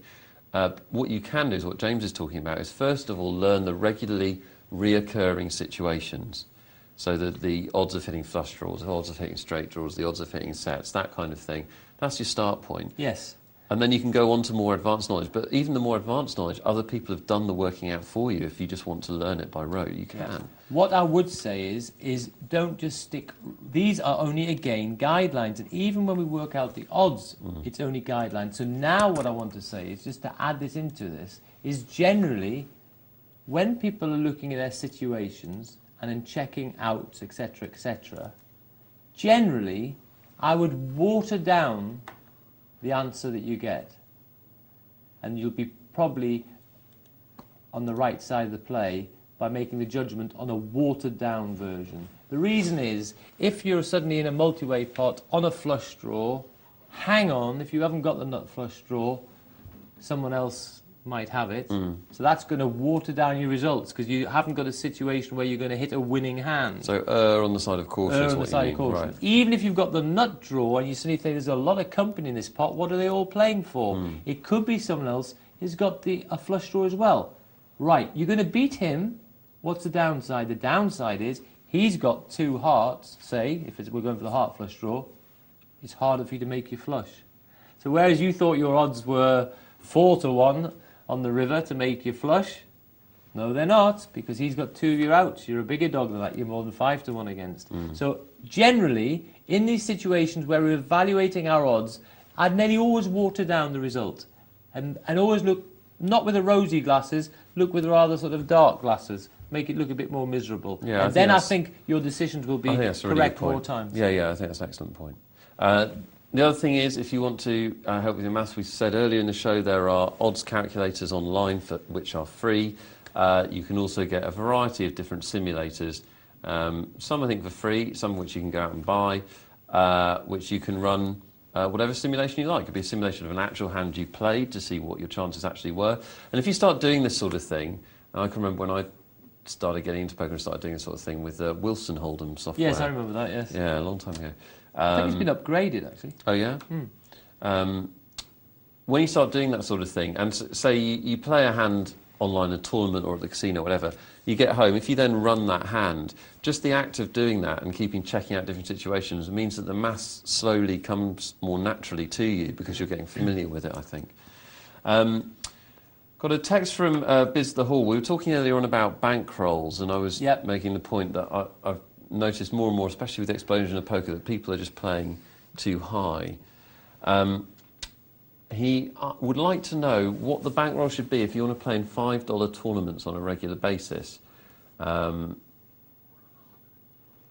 So I'm hesitating because I don't think I know the answer for tournaments, but roughly what sort of... Let's say you're entering a tournament, you're always going to the same... Theoretically, you're always going to the same buy-in. Is there a rule of thumb you'd have, Yes, James? I mean, if for a start, is it a multi-table tournament or is it a sit and go? Why do we ask that? Because it's probably easier to have if it's a multi-table tournament with massive entry. This is going to lead to even more fluctuations actually, because there's more room for you to get unlucky basically. But basically, you should still need a minimum, an absolute minimum of 30 buy-ins. But I would actually probably go far higher. I'd say 100. I think you want 100 times go. the entry fee. And Because the interesting thing is, most people, if they had $500 in their account, wouldn't be playing $5 tournaments. I pretty much guarantee that. Yeah, they want to play $50, whatever. Yeah. They're playing like 10 tournaments for the bankroll. Yeah. Hang on. It's not Now, enough. Nick's point is right. Now, when we're looking at people playing $1,000 tournaments, etc., etc., have they really got the bankroll to be playing that? I can Probably tell. not. Probably not. I'm not going to name the person, but I know there's a player who was highly ranked in Europe, won numerous tournaments, and unfortunately, at this moment in time, can't enter any of them. Yeah. Well, he won't be the first or the last. No. It happens so But often. it's sad, isn't it? That's Of course. someone who's had great results, and it's not just down because he's had he's obviously spent the money, he's partied, etc., etc. Thought he had found the magic formula, Partied, yeah. and then all of a sudden had a dry run and can't win a tournament. And of course, when you have that dry run, it's harder to win because the old maxim, you can't win with frightened money. It's so true. It's too much pressure. And we want to look after you guys. You know, we want you to play a lot of poker, but we want you to do it at a level that you're comfortable with. Yeah. And also, we want you to understand that that level may well be lower than you intuitively think. Yeah, so like I said about evaluating odds and situations, then, with the size of game you play, the size of tournament you play, don't be proud. Err on the side of caution in that as well. Yeah. Actually, I read an article the other day. Actually, it was a very fascinating article, and it actually gave me a different insight to something which I hadn't really thought of. But afterwards I thought, wow, that is pretty good. This was... And now you're going to share it. I'm going to share it. We'll all think it's right, good. okay. The guy's playing in a money game, and he's looking, and basically in a money game, I think that you should have 40 times the maximum buy-in for a money game. So in your bankroll, 40 times the maximum that you're going to buy in Yes. for. Okay, fine. Yes. So if I'm playing... if you're paying 50 cent $1, yeah. $100 times 40, Yeah. $4,000 Yep. to play 50 cent $1. That's what you should need, isn't it, really? Mm-hmm. So that's pretty good. But I mean, okay, you might argue 30, but I think 40 is that's Solid. Solid, and you should really be able to withstand the fluctuations. This guy now came up with a little thing here. He said, yes, well, I tried to do that. He said, all of a sudden, however, when I'm in a game, if I double up, and then I double up again, he said, all of a sudden, I'm playing with this size of money in this game, basically, which is out of proportion to my bankroll. Right. Because this is too significant a percentage. That's interesting. And isn't so it? technically he said, really, I think I should stop that game if I get too high because it's too significant a percentage of my bankroll. Okay. I'm not sure I agree, but... No, it's just an interesting angle. I think really you'd have to add in that if suddenly he was matched by that money elsewhere, the chances are that he's got other people hovering down at the lower level, so it's not so significant because they haven't got him covered. It's a mirage, though, isn't it? Because that would be compensated by the times where he busts out very quickly and has to rebuy, potentially. Yeah, I still think there's something to it. I think he's too. over-betting. It'd be better to take it off and then go and enter some other tournament. We're out of time, games. James. We're out of time. We're out of It's a good one, time. though. Just so it was getting red hot and interesting. Guys, Poker Night Live, of course, going to be back tomorrow night at 10 o'clock with two different people. Me? One the same. I stand corrected. I'm sure you'll tune in. Thanks for your company tonight.